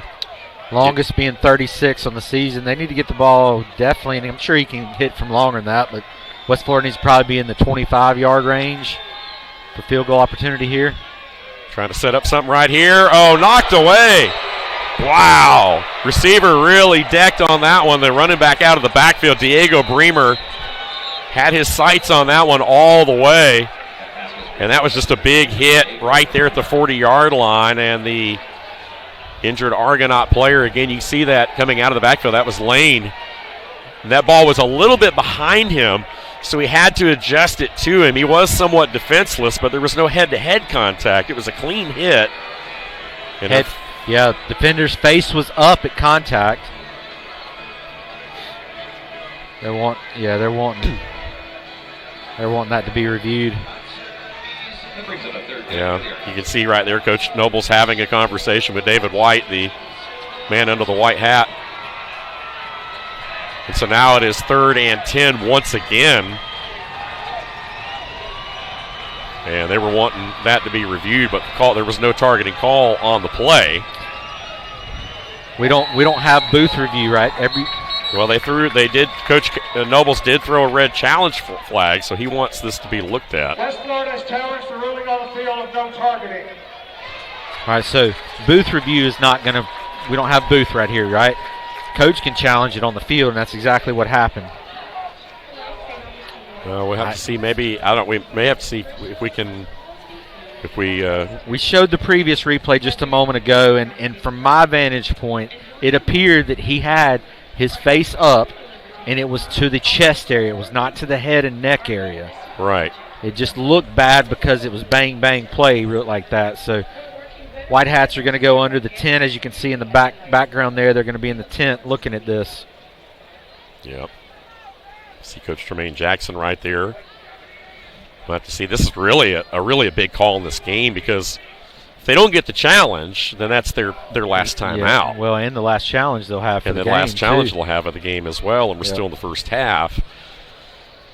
And presumably, and then you're sitting here, you're looking at 3rd and 10. If they don't make that, then obviously they'd either have to go for it or try to kick a long field goal, which they're not even in field goal range right now. I don't know the rule on this.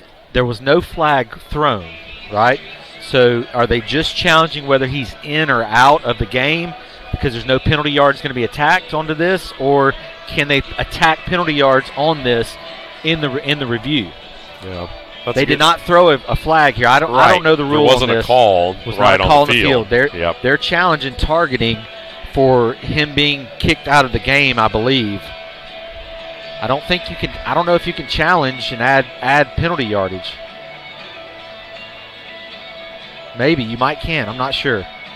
This will be a learning opportunity for myself as well. Well, definitely taking a look at this one right here, and again looking at the penalty yards. Again, the Blazers not an overly penalized team, 53 yards a game. West Florida right at 66.5 yards a game. Time of possession, the Blazers are right at 50%. West Florida just a tad over 32 minutes a game.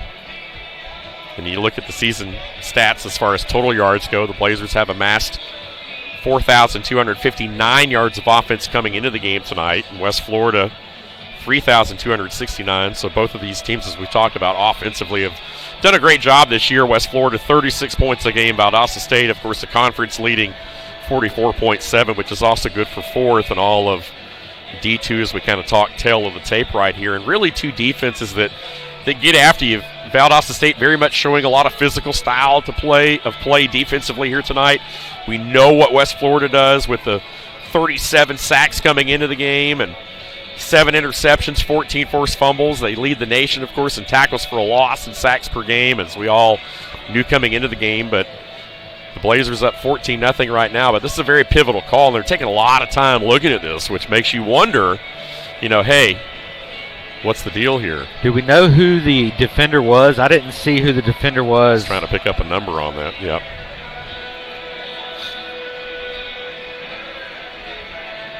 Looks like the decision has been made here. Again, David White, the referee, about to come back onto the field here. Jonathan Tarantino, the umpire. Alan Skinner, Dustin Mobley, Daniel Mobley, Roger Evans, Todd Garrison, and Kevin Bridges, the other officials working this game here tonight. And here comes the conclusion of the challenge flag from head coach Caleb Nobles. And it doesn't look like they got it based on the reaction there from Coach Nobles. And so that means, unless he's a really good actor, but that means that they're going to be out of challenges, as you said, partner, for the remainder of the night, and they will lose their final timeout. So even if they do pick up a first down right here, they're going to have a hard time having enough time to really put this ball into the end zone unless they take a shot at the end zone. If you're the Blazer defense, you obviously want to try to keep everything underneath and in play. After review, clearly on the field stands. West Florida is out of challenges for the game. That starts with his final timeout in the first half. And that could have been a very pivotal play, but that's the only bad thing about this for the Argos now is you go the rest of the half. Let's say this thing comes down to the end and it's a tight game, and you may that's always the risk, right? That's always the risk. And I mean, these two traditionally tangle for close ones. So here we go, 25 seconds left, 3rd and 10. West Florida operates from the Blazer 37. Trying to get a first down. Stokes going backwards. Flag comes flying in. This will be a hold. Stokes will have to just throw this one into the Blazer bench. And more than likely, this will just be declined by the Blazers to force a 4th down, or would they move them back right here? And 16 seconds left, maybe force them to run another play and eat more time off the clock. They're moving the yardage. Holding, offense number 50. Penalties 10 yards in the previous spot. Replay, 3rd down. Yeah, and I think, you would think right there, 4th down, let's try to get them off the field, but probably going to go for it anyway. And at least at this point right here, you at least force them to kind of make a chunk play. Yeah. You're not going to have enough time offensively to do anything anyway. Well, if you don't back them up, the ball's on the 32-yard line. 33-yard line. That's a shot in the end zone, right? Yep. A little bit tougher shot at the end zone here if you back them up to the 47-yard line, which is where the ball is now. Especially with no timeouts. Yeah, no timeout. So good smart call there by Coach Jack to back him up. I think you take the yardage and, just play good defense, keep everything in front of you. So here we go. 3rd and 20. Way back at the 47. Stokes, pressure again coming off the edge by the Blazers. Pursuit from behind. They will just dump this one off right here. And back to the 30. Going to be shy of the first down, but the clock still rolling right here. And they're going to go ahead and, now they're going to stop him. I'm not sure exactly why they stopped the clock. That clock should have never stopped in the first place. No, unless it wasn't a first down. Well, unless it's questionable how close it was, but it never was in question. All this does is give the offense time to set up for a. Yeah. I was going to say, I'm not sure exactly why they stopped the clock in the first place, but you're right. 1.3. The clock malfunction. The clock should have continued to run. The half is over. Yep, so there you go. So West Florida denied a chance at the end zone here. Coach Noble's not happy as he talks to the referee, but again, that was not anywhere close to the first down. No. So the clock shouldn't have stopped for any reason, and there you see Coach Tremaine Jackson, his team already off the field here as they head into the locker room up 14-0 here in the first half. Great first half by the Blazers.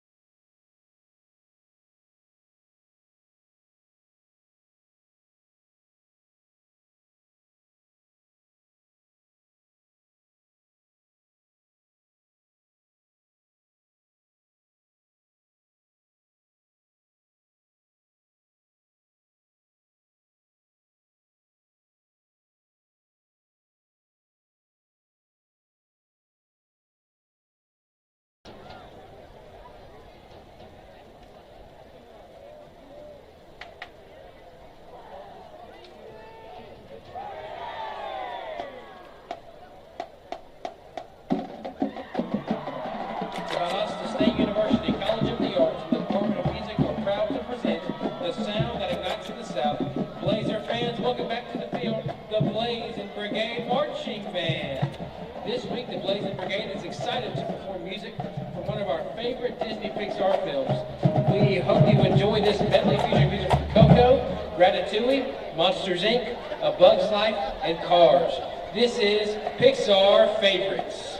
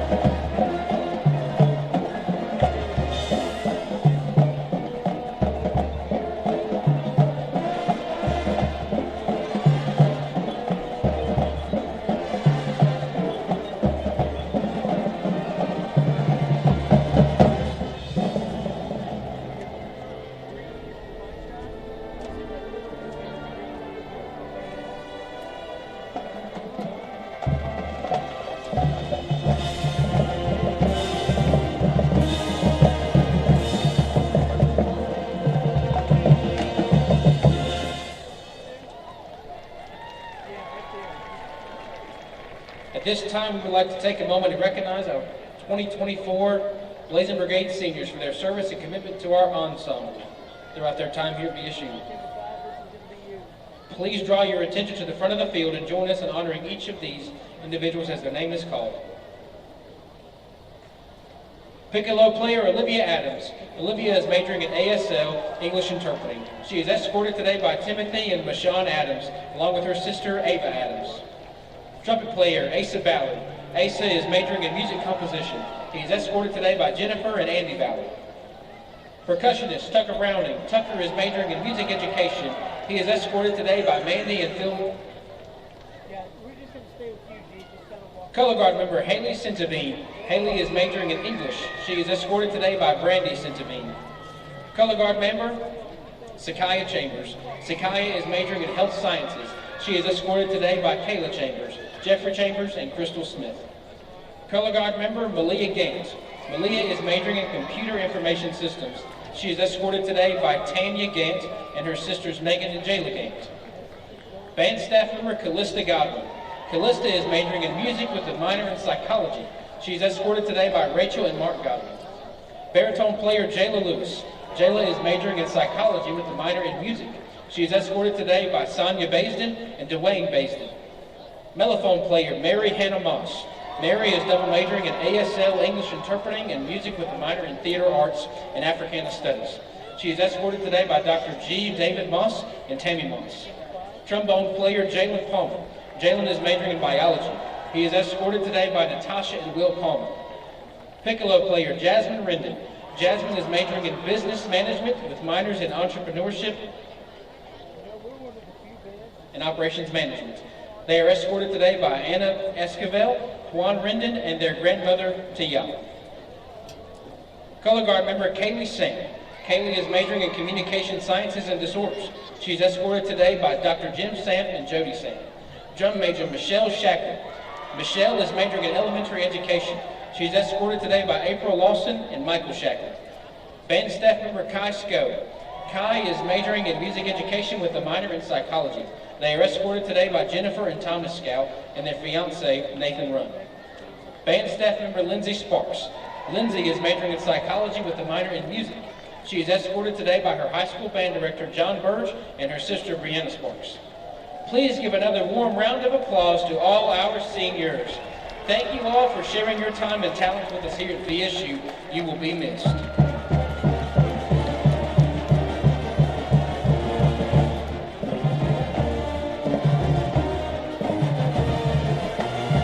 The Blazing Brigade is under the direction of Director of Bands, Dr. Sky Holmes, and Director of Athletic Bands, Mr. Patrick Forster. Percussion arranger is Dr. Ryan Smith. Drumline instructor is Mr. Stephen Holmes. Majorette instructor is Miss Katia Holloway. Color guard instructor is Miss Keisha Thomas. Graduate assistants are Malik Green, Franklin Carmona, and Justin McKinney. On behalf of the VSU College of the Arts and the VSU Music Department, we hope you have enjoyed our show.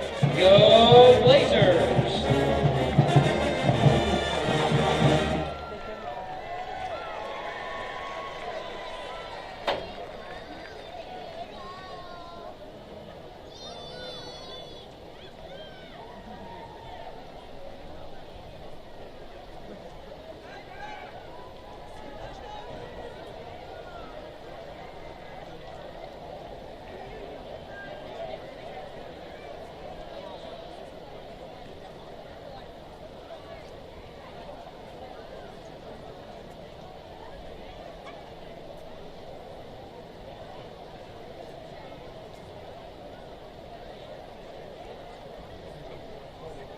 At this time, we'd like to recognize our two senior cheerleaders.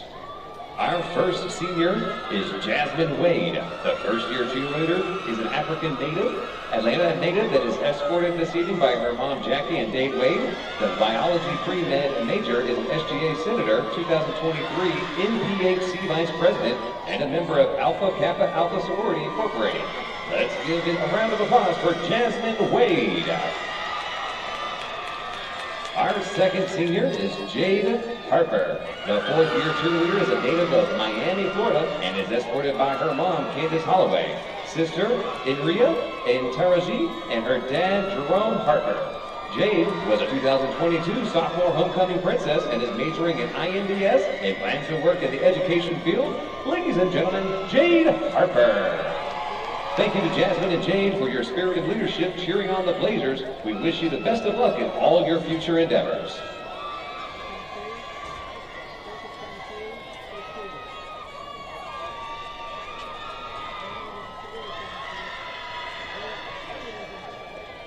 At this time, Blazer Nation, please welcome back to the field your 8-time national champions, the VSU Red Hots.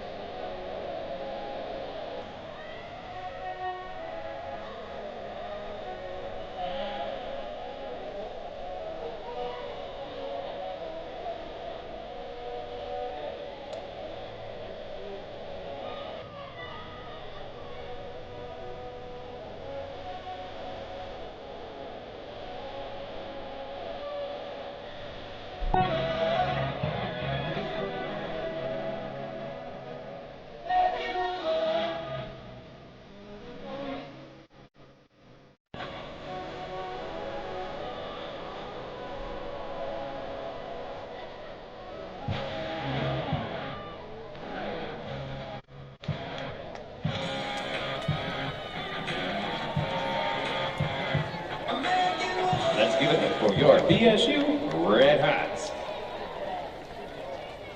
Now please welcome back to the field your 5-time national champions, your Valdosta State cheer team.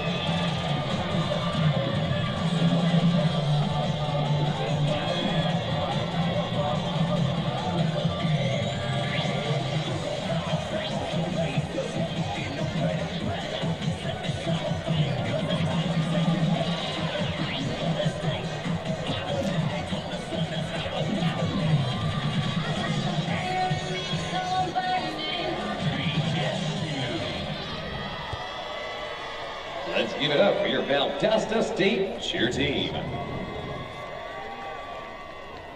Ladies and gentlemen, it's now time for the Prince Automotive Punt Pass Kick competition.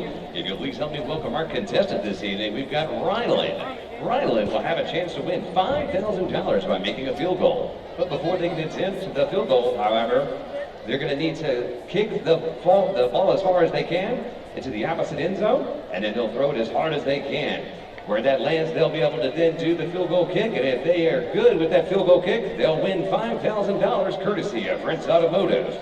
Best of luck out there, Rylan.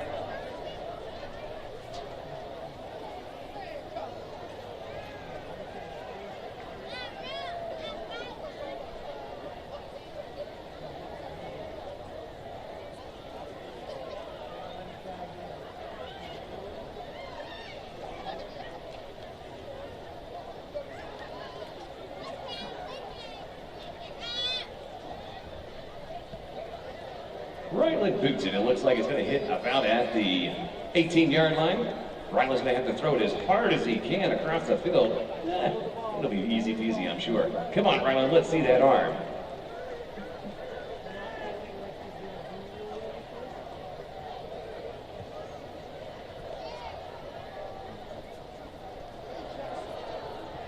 Looks like it lands at about the 34-yard line.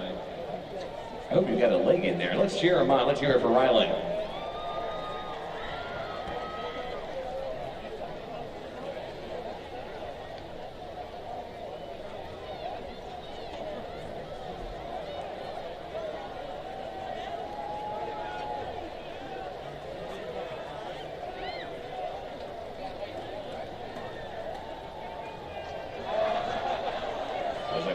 practice kick? No, it looks like it actually did. All right, Riley, we appreciate your attempt out here. The Laters would like to thank Prince Automotive for their continued support of Valdosta State University athletics.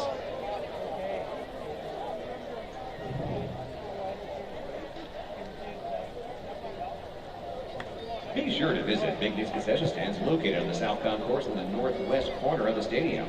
Big Nick's concession stands featuring a full lineup of food and drinks is now open for your enjoyment.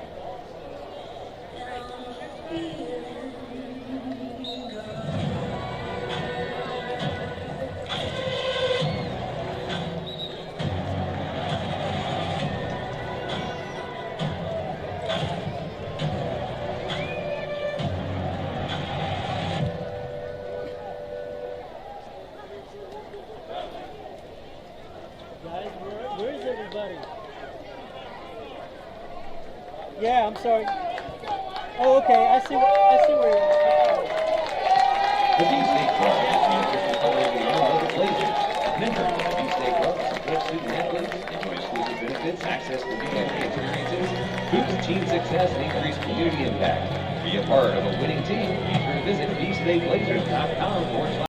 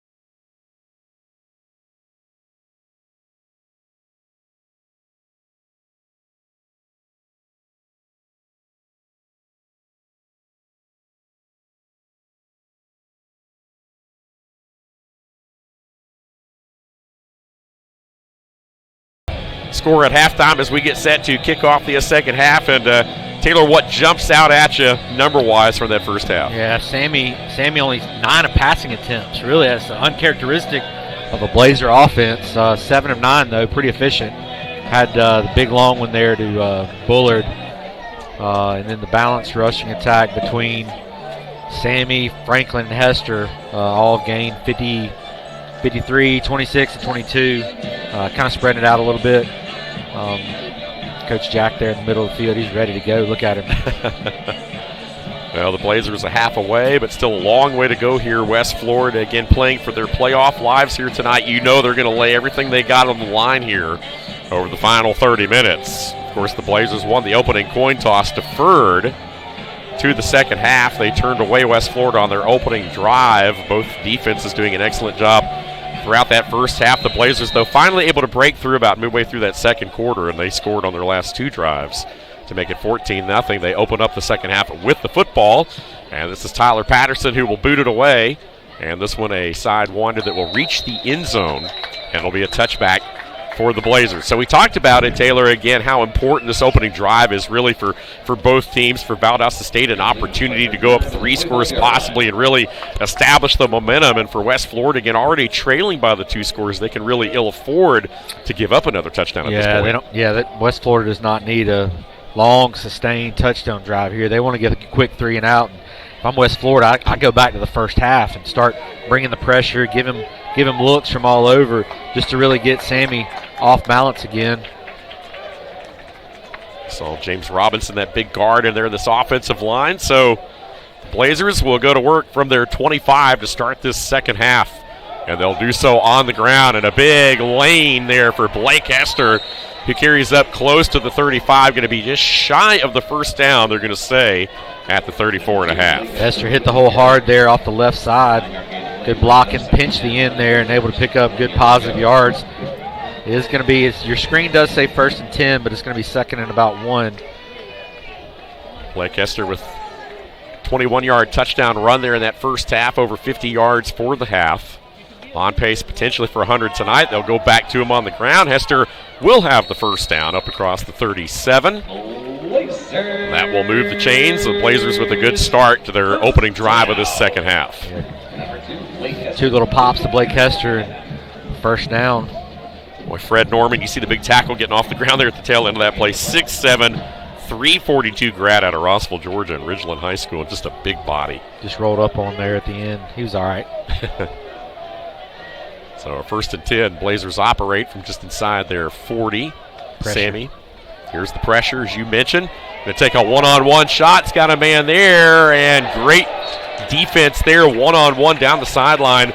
Step for step with Rodney Bullard was Virgil Lemons, who we bragged on earlier. Lemons has really been one of the big play guys in the back end of this defense. An interception, 5 pass breakups coming into the game tonight. Sammy had the man-to-man coverage he was looking for. Pressure was picked up. Allowed him to set his feet and throw it, trying to get Bullard hitting on a streaking route there. Hester steps up. He remains the lone back here. And this time they'll keep it on the ground, trying to squeeze past a couple of Argo defenders, but unable to do so. And a nice job and well played by West Florida, as they keep that to a minimal gain, and will force a 3rd and long right here. 3rd down and about 9 upcoming. So, again, Blazers needing a big play right here if they want to extend this opening drive series. We talked about 3rd down being the big down, of course, coming into the game tonight for both these teams based on statistically what they've done this year amongst the nation's best offensively and defensively, respectively. And trips to the bottom of your screen. West Florida showing pressure. Here's Sammy. Steps up in the pocket. He's got a man. That was just a little too tall for Tyler Agero. There is a flag down, though, back at the 32, and this may be a hold unless it's a late hit or something. But it is going to be on the Blazers, it does look like. So a punt upcoming, it looks like.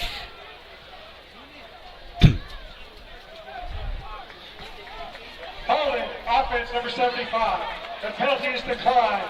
Yeah, just kind of decline the penalty there and force the punt. Agero looked to be the intended receiver. Yeah, had him on a little deep out there and just overthrew him, but it would have been negated anyway had they made the completion. And as it will, a punt. So the Argonauts do what they need to do defensively here on this opening drive to get the Blazers off the field. And let's see if they come after the punt right here, as we talked about Noah Botsford with the 40-yard average. Virgil Lemons, the punt returner, stands at his own 15. Botsford sends it up to shoot. And this one will land in front of Lemons. Takes a nice Blazer bounce all the way down inside the 15 down to the 10-yard line. And it finally dies there. So a good one from Botsford that will pin the Argos deep. And we'll step aside. 12:45 to play in this third quarter. Still 14-0.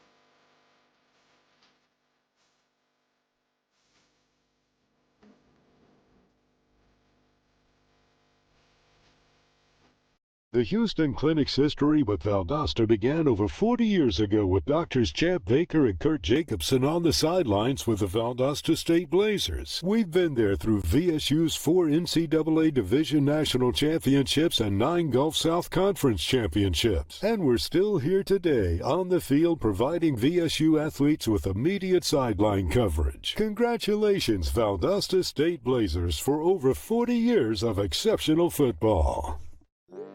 Get ready. MediaCom is now Mobile? Well, not just mobile, but a 5G mobile network with reliability you can count on. Really? Just check out this map. Coast-to-coast coverage, plus hundreds of free extreme hotspots. It's an unbeatable network, and we've got some unbeatable prices, too. But I love this phone. Easy. Keep your phone when you switch. And guess what? You'll love it even more. MediaCom Mobile. Learn more today. At Chick-fil-A St. Augustine Road, we pride ourselves on providing the freshest, most quality food with the highest tier of customer service. Whether you're picking up in our speedy drive-thru, enjoying a meal in our inviting dining room, or having your food delivered to your home, office, or venue, our goal is to provide you with the most exceptional food and service. We're working better together to serve our guests and community at the highest level. We look forward to seeing you. Back here in Titletown, a gorgeous night as we've talked about for college football. The de facto Gulf South Conference Championship by virtue of course, the Blazers being unbeaten, but West Florida with just the one earlier conference loss in the season. But they have an extra game played on the Blazers, and that ultimately would be the deciding factor, is that extra conference win if they were able to pull it off here tonight. Giving them, of course, the Gulf South Conference Championship. Of course, obviously playing for their playoff life already with the 2 losses. So here we go, back to action here. West Florida opens up their first drive of the second half from their own 10-yard line after a good punt from Noah Botsford. They run it right into the middle, and right into the teeth of that Blazer defense for no gain goes TJ Lane. Botsford's punt, 51 yards down just at the 10-yard line. Huge. So we talked about special teams being huge pregame. A lot of time it gets overlooked, especially when you have the explosive offenses and the, amazing defenses that you have on the field here tonight. And you can't forget sometimes it's that third series. Once again on the ground, a little bit more room to operate, but not much more for Lane, as once again they run it right into the strength of that Blazer defense there in the middle. So it will be third down, third and sizable here with 12 minutes to play in this opening quarter. Blazers again opening drive. They did get a first down, but then the drive stalled. They were unable to convert on a third down, had a holding penalty as well. Of course, that was declined. Just 2 of 7 on third down tonight for West Florida. The Blazers, meanwhile, 4 of 7. And so let's see what Al Vance Robinson, offensive coordinator, dials up right here. If they get the ball out of the hand of Stokes quickly, the Blazers bring pressure or not. They'll bring it off the edge here. They take a shot one-on-one, and that ball is going to be broken up nicely right at midfield. And well, I tell you what, it looked like Corey Scott had that ball in his mitts for a moment. But Monte Boyd, it looked like, was able to reach in there at the last minute, or excuse me, was that Yang? I believe that was Yang that was able to reach in there, matched up one-on-one on an island. I thought it was Watts. 37. Yeah. When a 37, here we go, here's a replay. Eric Watts, yeah. Yeah, Watts, 37 Watts, stuck his hand in there at the end. Good job by not getting the contact, too. So, punt going to be forced here at your own end zone, and Blazers, assuming a good catch here on the punt, will have decent field position. Logan Gregory out of his own end zone. Blazers came after it, nearly got it. Ethan Nation will just let this one bounce. Boy, unable to catch that one, though, and a big Argonaut roll all the way down close to the 30-yard line. So a nice punt. Both these punters with a good exchange of punts, and they're basically starting right back where they were at. Field flippers. Yep. And a nice job by the Blazers to go 3 and out on the other end after having West Florida back into a hole. The Argonauts again with the 2 runs and then just unable to get the big pass there on 3rd down. And so now the Blazers will go back to work with 11 minutes left here in this 3rd period. Argonauts 4 punts before that last one, averaging 43 yards. And Blazers 2 punts, averaging 56 yards on the punts. So Sammy back in action. So here go the Blazers from their 30. And showing some pressure, and that one just a little bit short. They're trying to swing that one out to Grayson Milosevic. One hop that one in there, though. And was there a penalty marker down? I'm not sure. Helmet came off. Oh, okay. Yep. Helmet came off a defender. The Sammy's had a couple that have come out of his hand like that tonight. Had Rodney Bullard earlier in the game on a 4th down play on the opening drive, or maybe the second drive there. And now, not sure what this is all about. They're trying to reset the play clock, maybe. Please reset the game clock to 11 minutes, 4 seconds. They're going to add 4 seconds onto the clock here. Yeah, they started the clock once the ready for play was action, and really the incomplete pass was going to be on the snap, not ready for play. So. All right, back to work. They're going to look at Milosevic, the West Virginia transfer. So Blazers now with 2nd and 10. Alfonso Franklin in the backfield, looks like. And they're going to hand that to him. And nothing there, though, that time. Nice job by the Argonauts defense clamping down. They're out at the line of scrimmage. And no gain on the play that time by Franklin. Talk about this defense. I mean, Trevon Mitchell, again, leading the Gulf South Conference in tackles for a loss with 17. Colin Shaw second with 13 behind the line. Also second, third, respectively, in sacks, 7.7 and 6. And those guys really up front all night long have been key. Here's a 3rd down and 10 right here. Blazers going to need a big play to keep this drive going. Sammy steps up, going to try to tuck it and run it again, trying to get to the outside, puts the shoulder down. And he is going to be just short of the 1st down by maybe a yard. And I tell you what, you think about it for a moment, but it's one of those things where you probably don't want to risk it on this side of the field. Yeah, they're actually showing it, though. No, they are showing it. So here we go, showing 4th down and a yard. Is it a hard count, or are they actually going to try to go for it right here? They did have a guy in the neutral zone. They're going to take a shot one-on-one. It's overthrown, but the penalty marker does come out. And so it does look like that was a free play for the Blazers. So that's a play that the center is responsible for, right? He sees the guys in his peripheral jump. He snaps it right away. Offside, defense number 14. And then you know that the receiver has a go route, right, to try to get a freebie. Great job by the center there. Didn't really get called much, but I didn't think it was coming out. It came out at the very end, though, the line judge on the far side there. Ralph Ortiz, the linebacker who had cheated up in the hole, was the guilty party who had come into the neutral zone at the snap. So that one bails out the Blazers. How about that? Sammy again getting it done with his legs to put this offense in a position for that to even happen. Here's Hester. Stutter step, midfield stripe, 5-6 yards on 1st down. As we said, you'll take that all day long against this defense. The West Florida, the 2 losses, Taylor, West Alabama 35-33, 2 overtimes early in the year, and then they lost the next game against Grand Valley, a powerhouse, 31-7. They started the season 1-2, but have rattled off 6 straight since then, all conference wins. And they find themselves in position right here against the Blazers to come away with a conference championship. Hester into the middle of a scrum. Still going. They finally blow the whistle dead, but not before Hester gets close to a first down. He's going to be just short, it looks like. Yeah, about a yard and a half, maybe a yard short. Blazers want to go with a little tempo here. Going to call it right out of the long yard. So here we go. 3rd down and a yard, and the Blazers, you have to think, probably go for this even if they don't get it here. They may go for it again. But they got Hamsley in at the H-back. Hester in, has the lone back. And he will have the first down over the right side and more inside the 40, pounds his way further into Argo territory. Right side of the offensive line over there, really doing some work.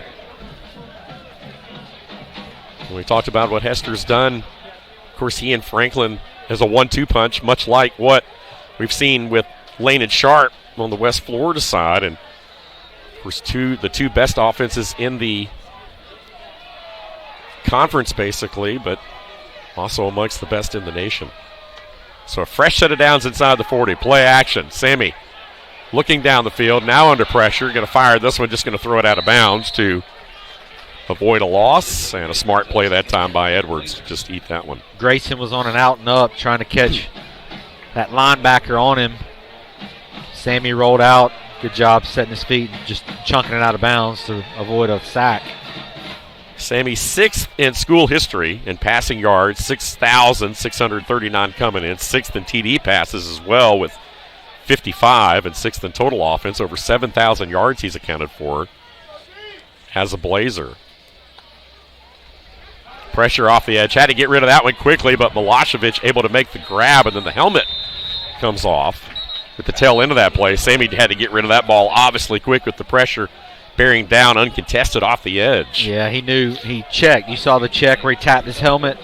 He was checking to a certain play there, and Grayson ran a quick slant, and Sammy threw right behind the pressure to get a decent pickup on the play. Going to bring up 3rd and about 5. So, again, I think this might be a territory where going for it on 2 plays no matter what happens here. Milosevic with his first catch of the night sets up a manageable 3rd down. Blazers from the 33. Sammy again rolling right, has room, finds he's got a man wide open at the 10-5. Touchdown. Tyler Ajero. Wow. With a touchdown reception on a 3rd and 5, and that is Ajero's 5th receiving touchdown of the year. Wow, here's a replay. Look at the bootleg. Watch the play action bootleg. Going to play action to freeze the linebackers. Here's the play action, and then get behind them. Is really what Ajero did there. Got behind the secondary. Calling that crossing route. Huge play by the Blazers. And how big has Tyler Ajero been this year? Austin McKay looking to add the PAT right here for the Blazers. And will do so. So a 7:04, about halfway through this 3rd period. The Blazer lead extends to 21. We'll step aside and be right back. You're watching this Blazer Sports Media presentation on Flow Sports.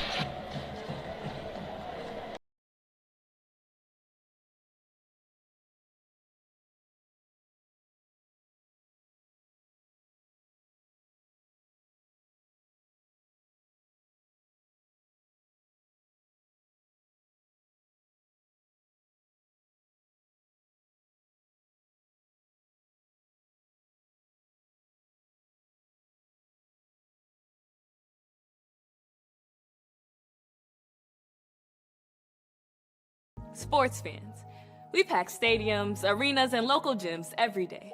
And every sports fan is uniquely human.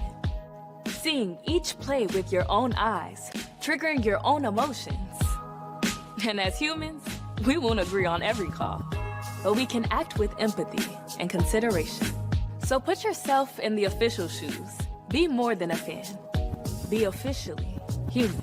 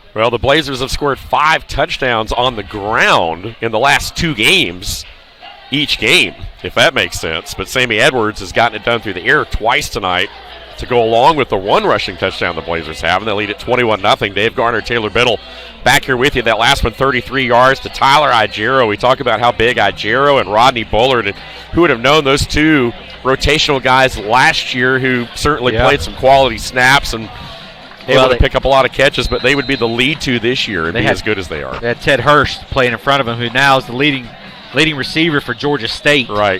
D1 school. So, Tyler Igero's come on huge. Bullard having a great game as well, great season. So a return this time. They are going to go ahead and kick it deep.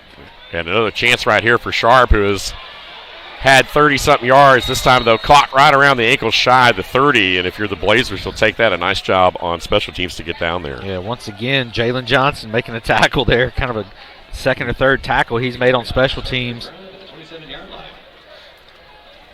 Well, here we go, 6:59. We're talking about this team. We're talking about special teams. Joko Willis last week with the block punt turned it into a touchdown. The first Blazer punt block / return since about 2 years ago. Victor Talley did it for the Blazers. And Joko Willis, of course, the reigning Gulf South Conference Special Teams Player of the Week. We talked about, of course, Colin Shaw for West Florida as the reigning Defensive Player of the Week. So a lot of guys that are coming off a big game showing out again here tonight.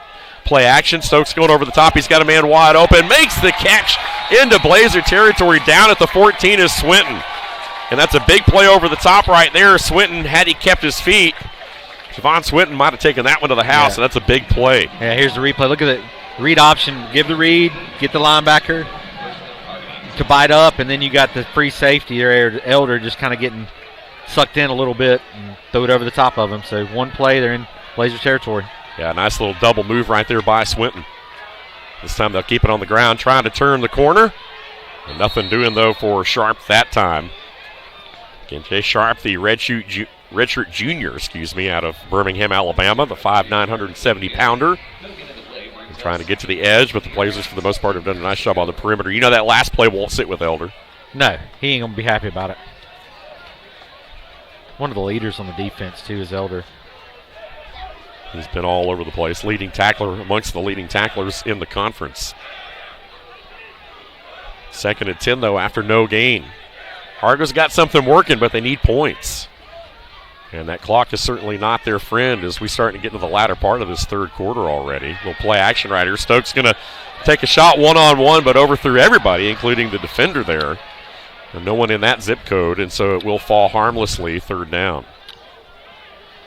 Damani Brown looks like the intended receiver, kind of running a skinny post was he, and I think Stokes maybe thought he was going to keep running a fly there, and only really one that could have caught that was the Blazer DB, and another big 3rd down here. This is kind of the territory where the Blazers tonight have kind of been but not broken. They've been in this area a couple times tonight and really buckled down the D, and I expect pressure to come right here. They're showing it right off the start.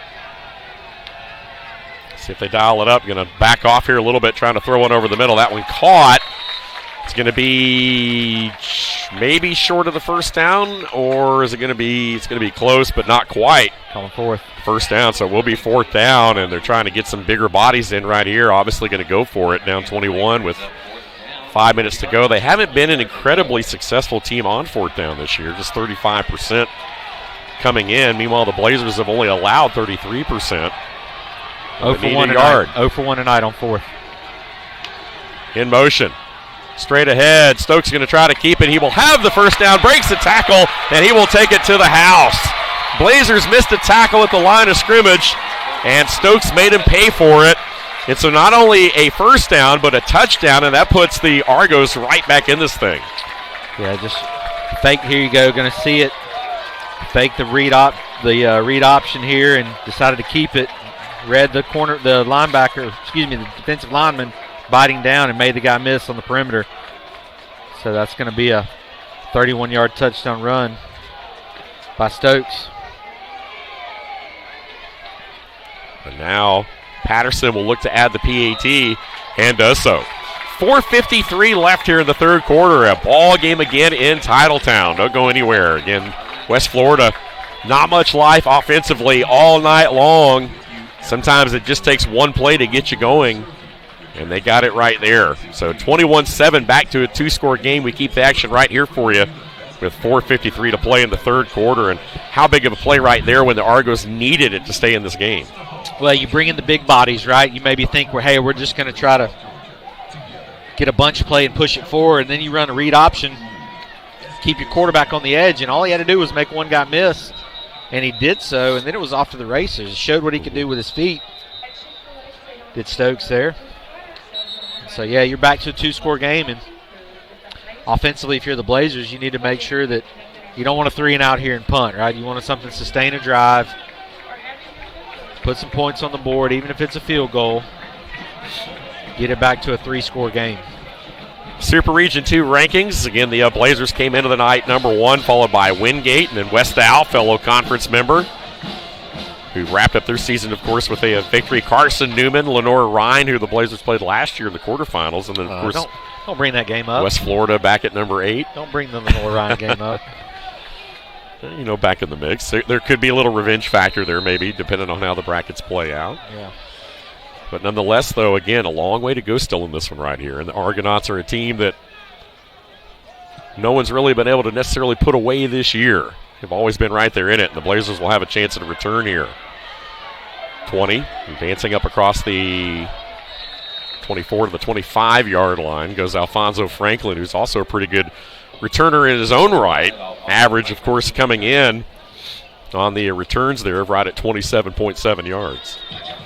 So now the Blazers go back to work, and West Florida with that score now applying just a little bit of pressure. Still some breathing room, but you want to go down right here and keep converting. You got to keep your foot on the gas, especially against a team like West Florida that can score in a hurry. As you see Blaze trying to fire up the crowd here.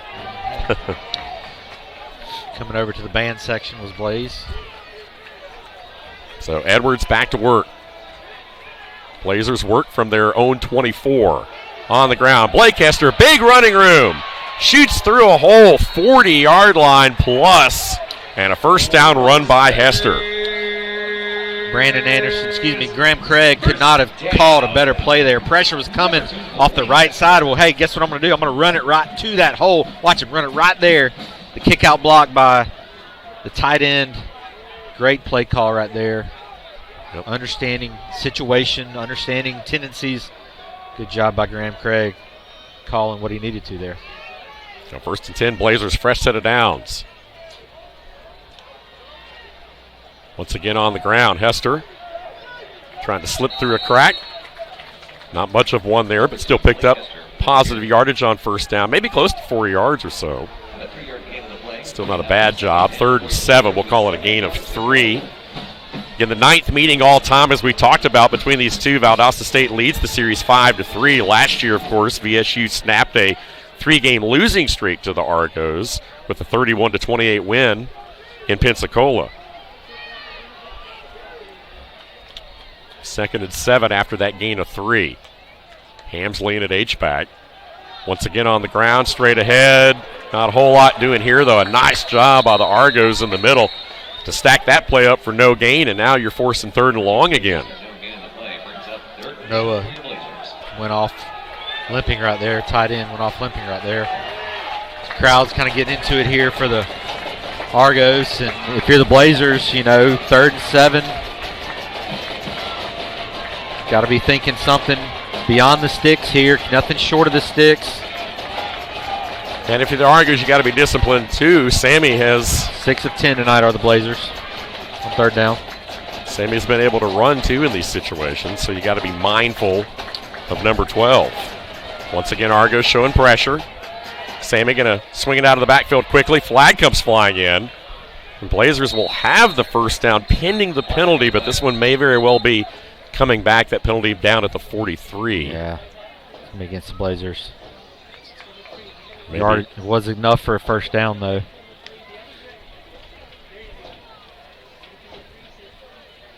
Yep, Legal shift. mode, yep. Yeah. So that'll bring the Blazers back. And instead of 3rd and 7, it'll be about 3rd and 12 right here. Offense, 2 men moving at the snap. 5-yard penalty, replay, 3rd down. So a golden opportunity for the Argonauts to get the Blazers off the field right here now on 3rd and long.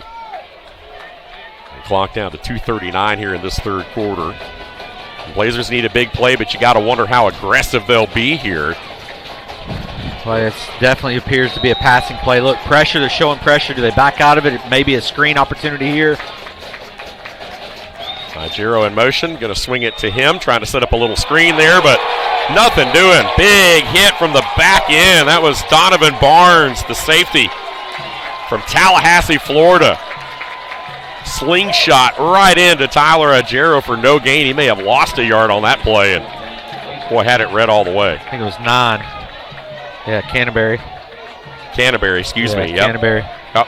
But, they knew the pressure was coming. They decided to go tunnel screen there, and good job by the Argos DB coming up, making the hit behind the line of scrimmage. So, punt, definitely situation for the Blazers. Noah Botsford puts his foot into it. It is a shorter punt that will come down. Nearly made contact there with the return man, but it does go out of bounds. Another good punt here by Botsford to pin West Florida inside the 20-yard line. So 1:41 to play here in the 3rd quarter. 21-7 Blazers lead it, but the Argos turn the Valdosta State offense away, get the football back, and ready to operate. Couple big plays there on the previous drive by the Argos that popped the read option, 2 read option plays. Really, the read option pull, dump it over the middle was the first big play, and then the read option on 4th down, quarterback keeper. So got to be disciplined at the linebacker position here if you're the Blazer defense, and still going to a 3-high safety look are the Blazers. So Stokes and this offense go back to work. Big Olajuwon Sparks there at the 0 technique for the Blazers. And a design quarterback run all the way. Stokes trying to get through a hole, follows his blockers, and has a good gain on 1st down, about 8 yards. Like something they saw there off that previous drive, and wanted to give Stokes an opportunity to do it again with his feet. The Blazers won the first 4 contests between these two. And then West Florida won the last 2 meetings, though, in Titletown. Trying to make it 3 in a row here in Valdosta are the Argos. Robinette in at tight end. 2nd and 2. That's Scott across the formation. They'll keep it on the ground right here, and nothing doing. Going to be hit in the backfield and dropped for a loss. And a nice job that time by big number 52, Dante Bowdy. Again, the 6'3", 280-pound grad. And shooting off the edge there for a hit. So now a big 3rd down right here. This is really not 4-down territory at this point, so you got to get the first down right here if you're West Florida. They do have to snap it again. It was 2nd and 2, that loss, though, of a yard. So 3rd and 3. Let's see if the Blazers bring pressure. They're showing pressure. Just one single high safety. Trying to get there. And that one is going to be caught. And 1st down yardage across the 30 And a big play right there by Zach Offord to keep the drive alive as Stokes put it on the money, and that will be the final play of the third quarter. So we have reached the fourth and final quarter here in this de facto conference championship game. It'll come down to the final 15 minutes when we return. Stay with us. Please welcome back to the field your 8-time national champions, the VSU Red Hots, and your 5-time national champion, VSU Cheer Team.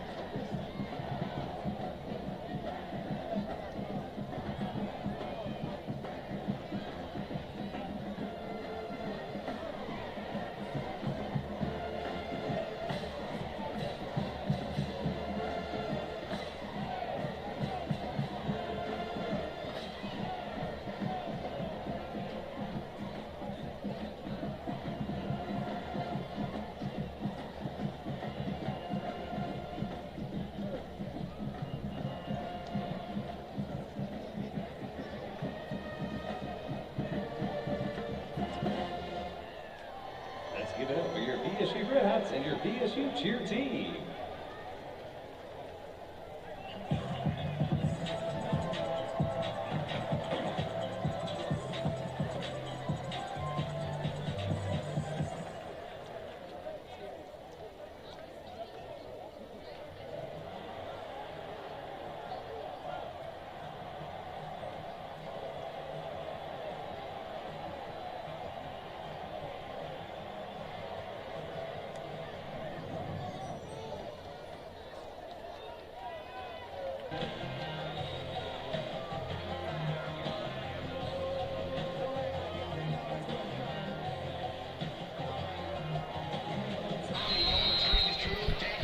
Start of the fourth quarter here in Titletown. Again, the Blazers trying to complete a perfect 10-0 regular season. West Florida, though, with the football, trailing by 2 scores, but have shown a lot of life here since their last drive touchdown. Still have a say in this one. High snap. Here's Stokes trying to turn the corner. Going to be corralled and knocked down right at about the line of scrimmage. Forward progress maybe a yard, but driven back quickly. And a nice job by the Blazers to collapse that play. Yeah, Josh Brown, local talent, came up, made the tackle after the initial contact was made. There he is right there in the middle of your screen. The secondary has been solid this year. Rance Connor, top 10 in the conference, and passes broken up. Yep, Larry Elder amongst the leading tacklers. Larry's right there at the bottom of your middle of your screen right there, showing pressure. Yep, see if he comes. Got him cheated up right here on 2nd and 9. Going to run a little option play right here. Stokes made a man miss. And picked up good yardage, got across the 40-yard line. And going to be just short of the first down. So they needed 9, got right at 8.5. It will bring up 3rd down. The Stokes starting to get it done with his legs right here. Hasn't really been known as a runner, as we talked about coming into the game tonight, but he does have a couple of rushing touchdowns prior to coming into the game. That, of course, was his 3rd rushing touchdown in the last series. And he has taken it upon himself right here to try to get the Argos back in this ballgame, the redshirt freshman out of St. Augustine. Going to try to run it right here. And we'll have the 1st down. Not much, but didn't need much. And got just enough. So the Argos will move the chains and the ball out to the 43-yard line here. Appreciate you guys being with us here on a Saturday night as we talked about. The big game in the conference here tonight. West Alabama already in the clubhouse as we talked about with a win earlier today over Erskine in dominating fashion, and now West Alabama, of course, will wait it out as far as their playoffs go and as far as the postseason goes. A selection show tomorrow evening. And we'll find out the fate of these teams here tonight. That time the Blazers all over that one right at the line of scrimmage and nothing doing. Caden Campaletti coming up there making the tackle. Going to be right at the line of scrimmage, I believe. Maybe a hair behind it. So going to be a second down and 10 for West Florida. And still, time is not an enemy at the moment for either team.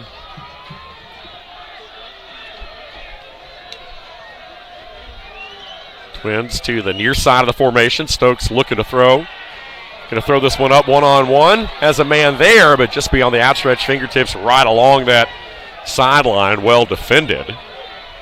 As they were looking into the direction of Corey Scott. Scott, as we talked about really throughout the night, top 5 in the conference in receiving yards coming in.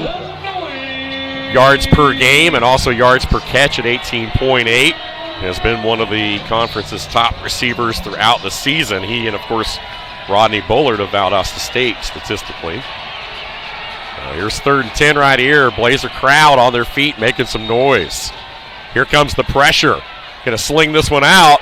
Hit, dropped, and about 5 yards is all. It will be 4th down. They need the Blazer 47, and you got to wonder at the 12-minute mark here, will they line up and try to go for this right here? Yeah, I think they're going to. You're not going to win this game punting the ball back to Valdosta State. They're gonna try probably here to get an offsides call maybe. See how disciplined the team can be. Here's 4th down. They're going to snap it. They're going to keep it on the ground. Not going to get there. Blazer defense stacks it up right at midfield and will turn the Argos away. Boom.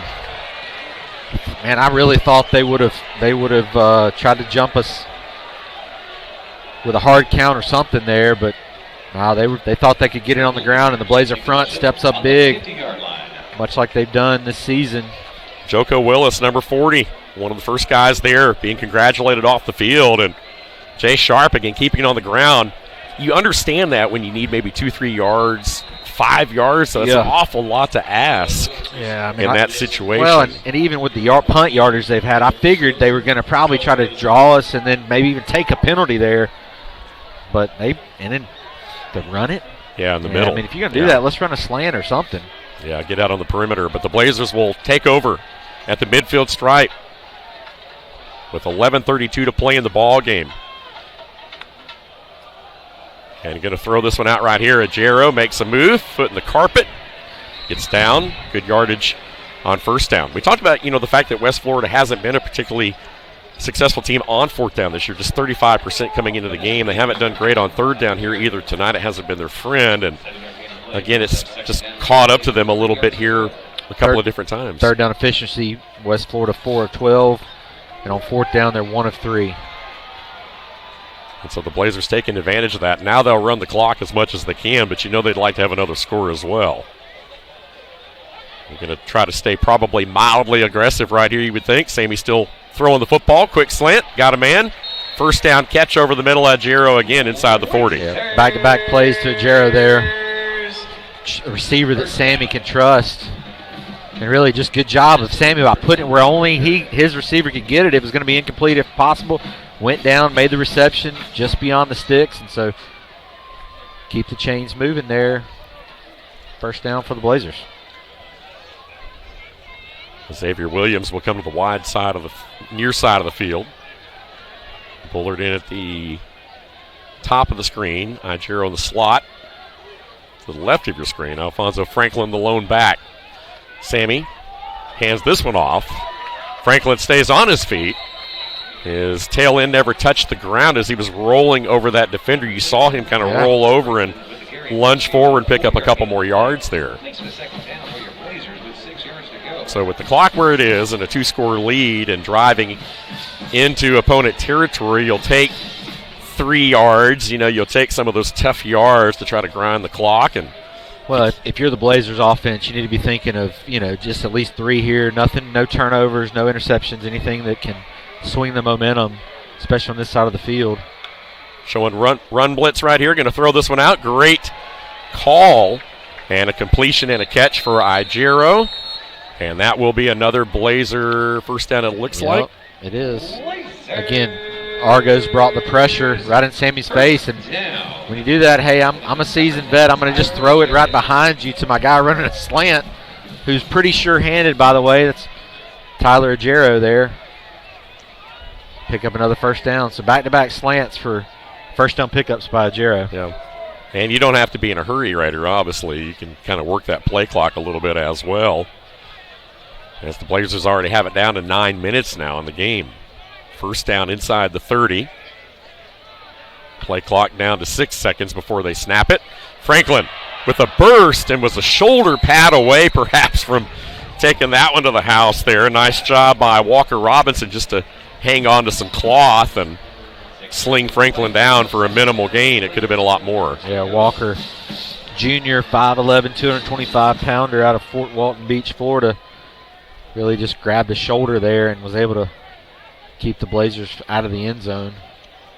Still picked up 6, close to 7 yards on first down. Now the clock down to 8.5.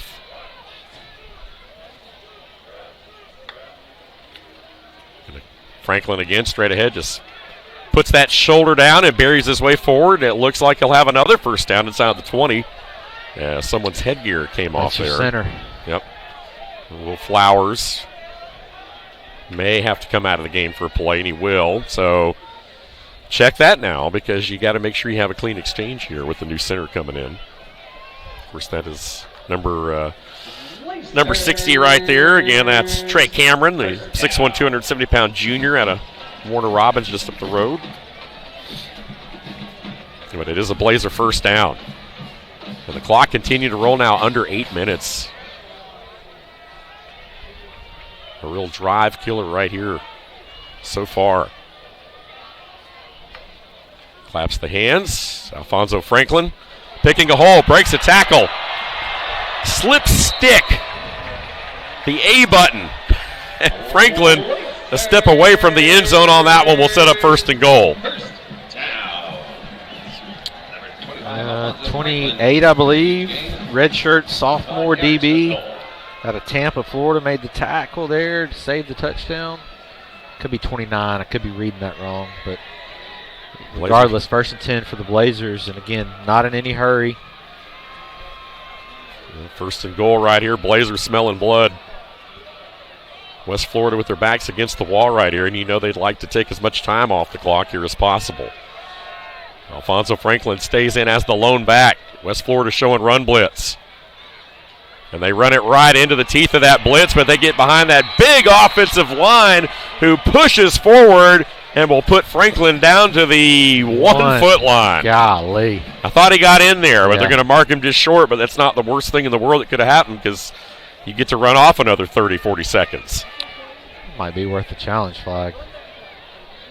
And he went down. Boy, he went down close, but like I said, considering with the clock and where it's at and it only being second and goal and the way they've been able to move the football right here, you kind of like the fact that they were able to take off another 30 seconds or so of that clock. Throw the challenge, Coach. Nah, keep in your pocket. Just put it in right here. So here's Franklin. Again, over the top. Touchdown! Yeah. Left his feet, just like Herschel Walker back in 1980. Yeah, just here's a replay of that. Just going to go right in front of your screen there. Boop. And he landed about 3 yards deep in the end zone. Alfonso Franklin showing off his athleticism. Franklin's got some hops. His first rushing touchdown of the night. He and running back mate Blake Hester, both with 11 now on the year. And that one a big one right there that puts it back to a 3-score game. As Austin McKay looks to add the PAT to make it a 28-7 game. And he'll do so. 6:14 left in the contest. We'll step aside and back with the rest of this one. Stay with us.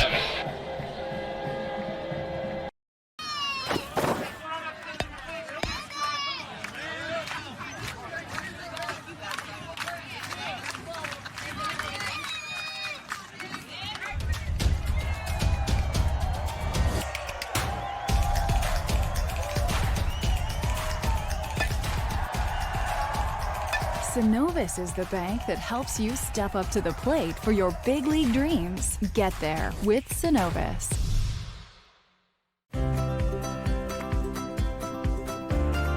A small town with big energy, a little bit of thrill, and a whole lot of chill. Explore wide open spaces and unexpected places. Met with friendly smiles and views for miles. Welcome to Valdosta. An amazing vacation is waiting for you.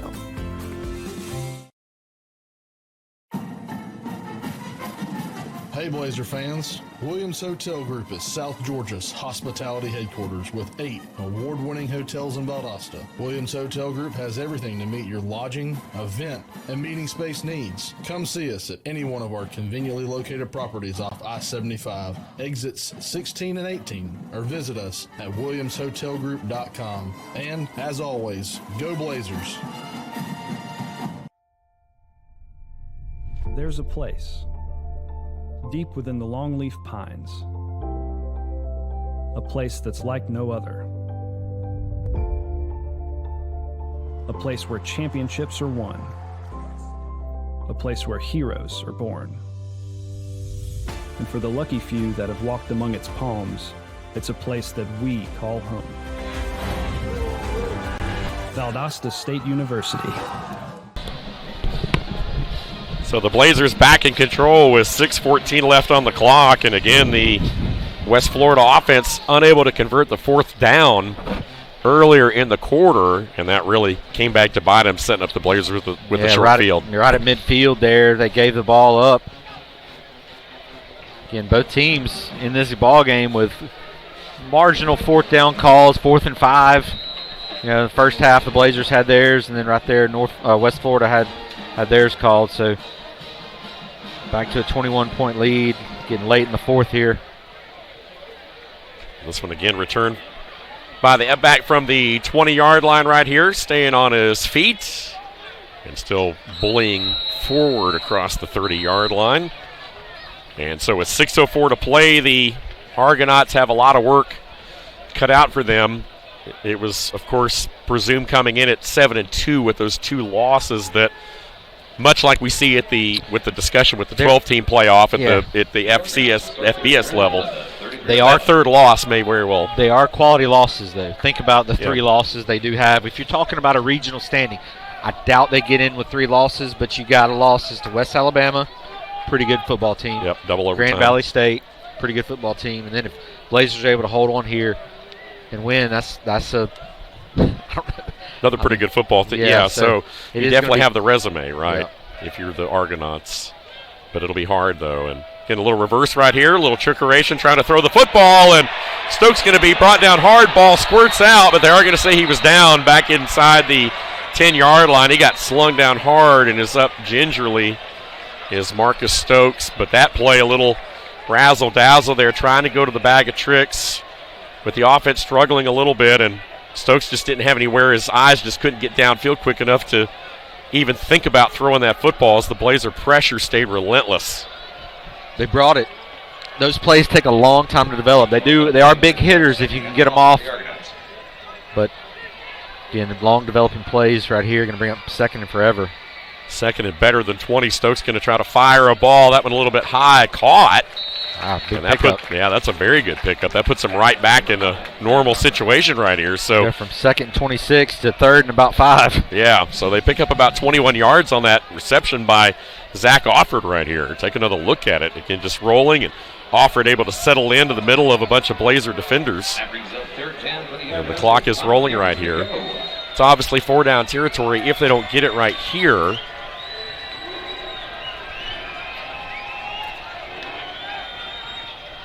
Offord again looking, has plenty of time, fires it deep across the middle, and that one going to be beyond the outstretched arms of everyone. Offord was the closest receiver in the area, but Jordan Billups was the closest one to the football, and it'll be 4th down. I think you're in a situation here with the time and how far they are back. They're going to have to go for it here. So this may very well be the ball game if they don't get it. The Blazer defense trying to get back up there.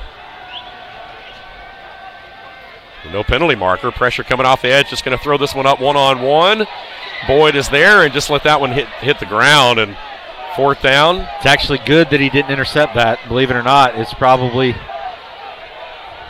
Was there a penalty called? I don't think so. But both teams were kind of staring at the referees like there was going to be a penalty, but there was no penalty on the play. I'm not sure what they were looking for. They were looking for. They hard counted us. They hard counted the Blazers. I don't believe they ever really got in the neutral zone. Yeah. I mean, I think they flinched, but I'm not sure that they ever really got in the neutral zone. So, and again, a timeout out on the field. We'll step aside with them. 4.5 to play. We'll be back in a minute.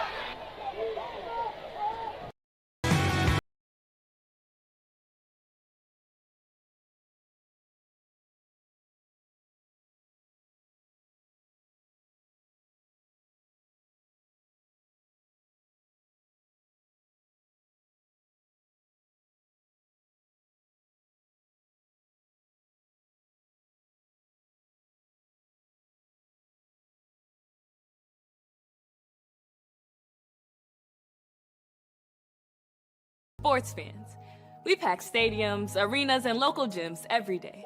And every sports fan is uniquely human. Seeing each play with your own eyes, triggering your own emotions. And as humans, we won't agree on every call, but we can act with empathy and consideration. So put yourself in the official shoes. Be more than a fan. Be officially human.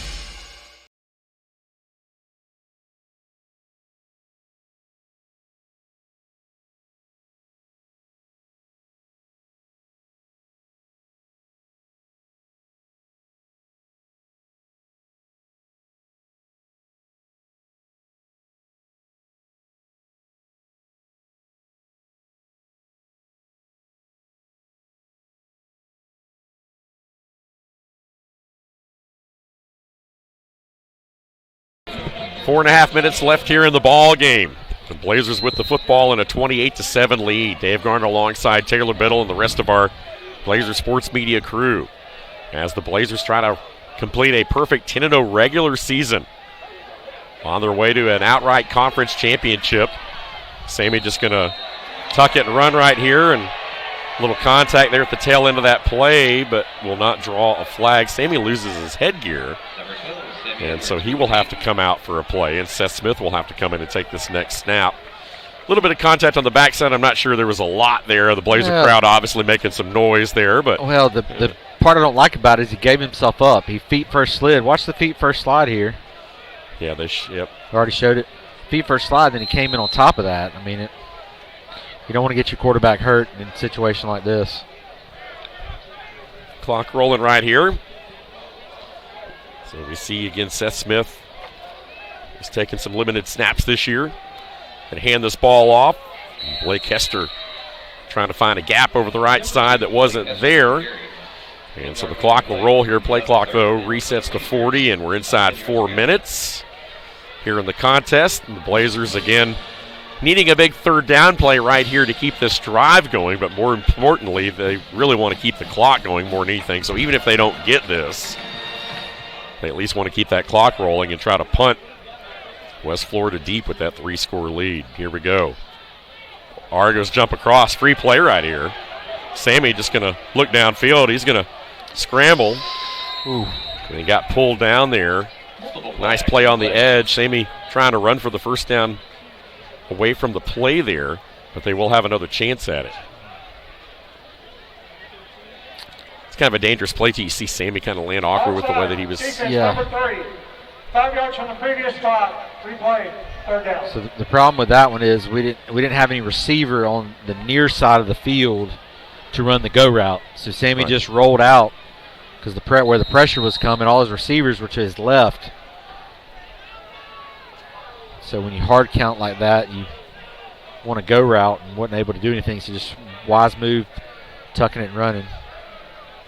Bullard one-on-one at the bottom of your screen. Maybe they take a shot here. Sammy going to throw it across. He's got Bullard, who makes a grab in traffic. Somehow or another, Sammy threw that ball in there, and that's going to be a first down. Wow. What a tight window that was. Good night. Yeah, Rodney Bullard on a quick slant right here, and somehow or another, Sammy Edwards was able to put it in. Watch this pass. Look at the window here. Boom. In between 12 and 7 right there. That was a tight window. Boy, and that's pretty much just about wraps this ball game up, too. West Florida had an opportunity there at least to get off the field, maybe get the ball back, and crazier things have happened, but now it's pretty elementary as the Blazers will able to run this down to the 2-minute timeout here coming up. Hester straight ahead.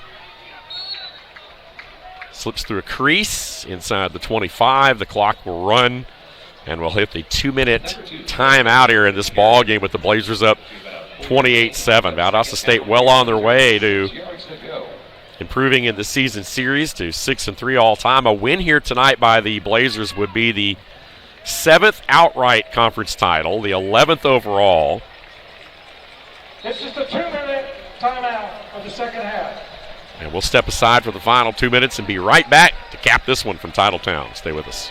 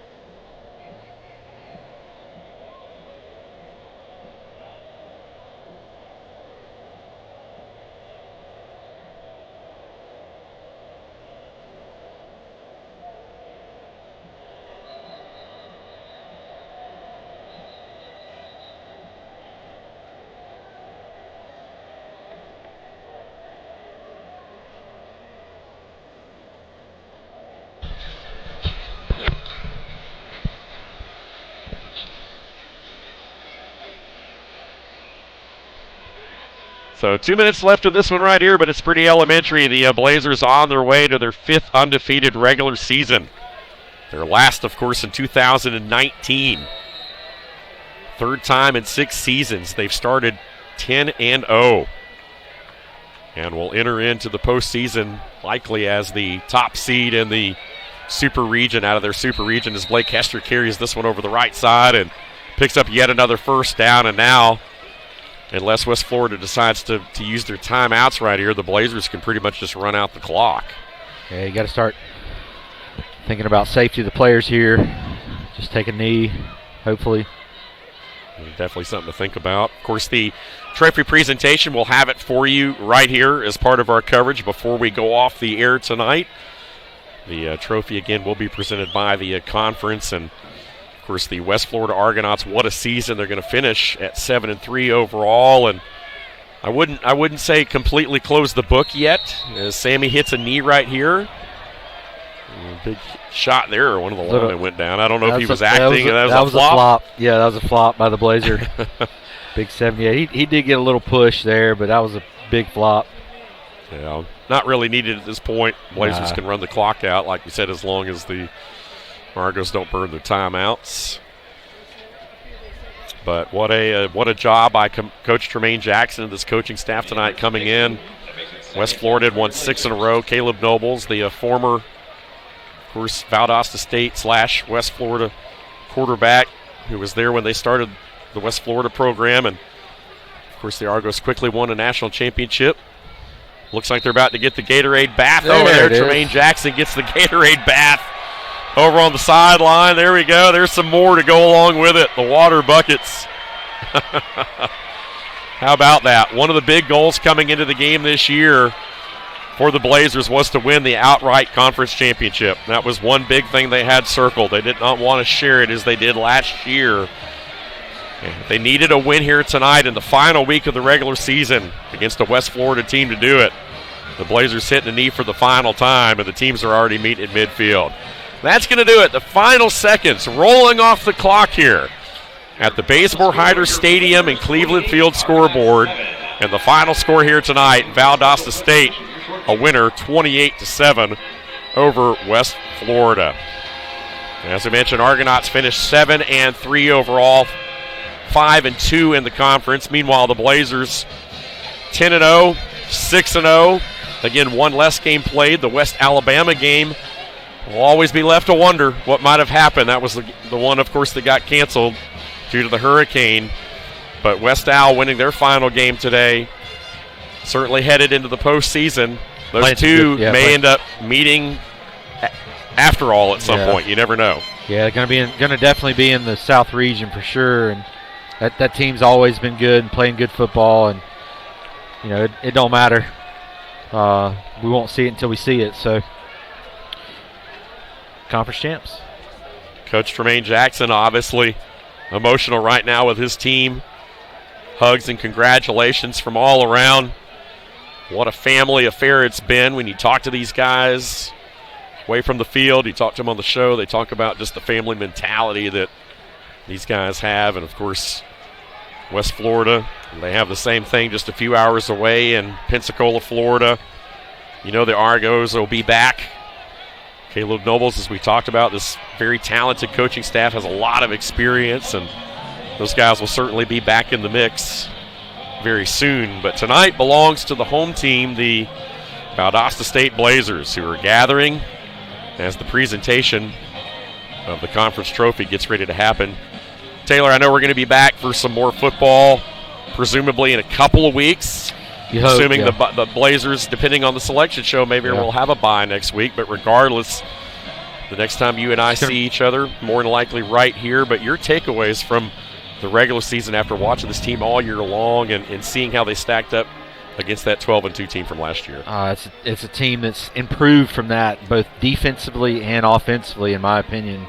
And it's been a hard-fought season, and Blazers continue to get in a rhythm. Now you kind of get in the thought process that, hey, is there a game that's in our forefront that where we might beat ourselves? And you hope that's not the case, especially going to the playoffs. But starting the regular season, I felt like this was a good team and can at least match what they did last year. It's yet to be seen what they do, and hopefully they get the week off. But sometimes those week offs are kind of poisonous themselves. But from a health standpoint, you love it in football. Baseball, maybe not so. Basketball, not so. But we'll see. Definitely playoff bound. We know that for sure. More than likely a home game for sure, too. Yep. You're going to look at the Blazers again. Celebration is on here at the Bays. The Valdosta State Blazers have won the Gulf South Conference title outright for the 7th time. As we said, the 11th overall conference title for the Valdosta State Blazers. And what a 40-plus year run of football it's been here. They're going to present it. Title town. The trophy. Coach Tremaine Jackson right in the middle of that. 11th Gulf South Conference title in program history. Also, as a reminder, the NCAA there it is. Division II football selection show will be aired live on NCAA.com Sunday evening at 6 p.m. I thought they just set over the intercom conference commission. There it is. There we go. Congratulations to the Valdosta State Blazers, the 2024 Gulf South Conference champions. They came in as the number 1 ranked Super Regional 2 team, more than likely will stay there, with a convincing 28-7 win over rival West Florida. An Argonaut team that had won 6 straight games, all conference games, and a lot of folks felt like coming in that this team would certainly be tested here tonight, and they were in spots, but the Blazers answered the challenge, and they come out of here a winner. Well, that's going to wrap things up. 28-7, Valdosta State moves on. Their postseason will start here soon. For our entire Blazer Sports Media crew, for my partner Taylor Biddle, for Jamie Abbott, our producer, and our entire team, I'm Dave Garner saying, so long, everyone. We'll see you next time.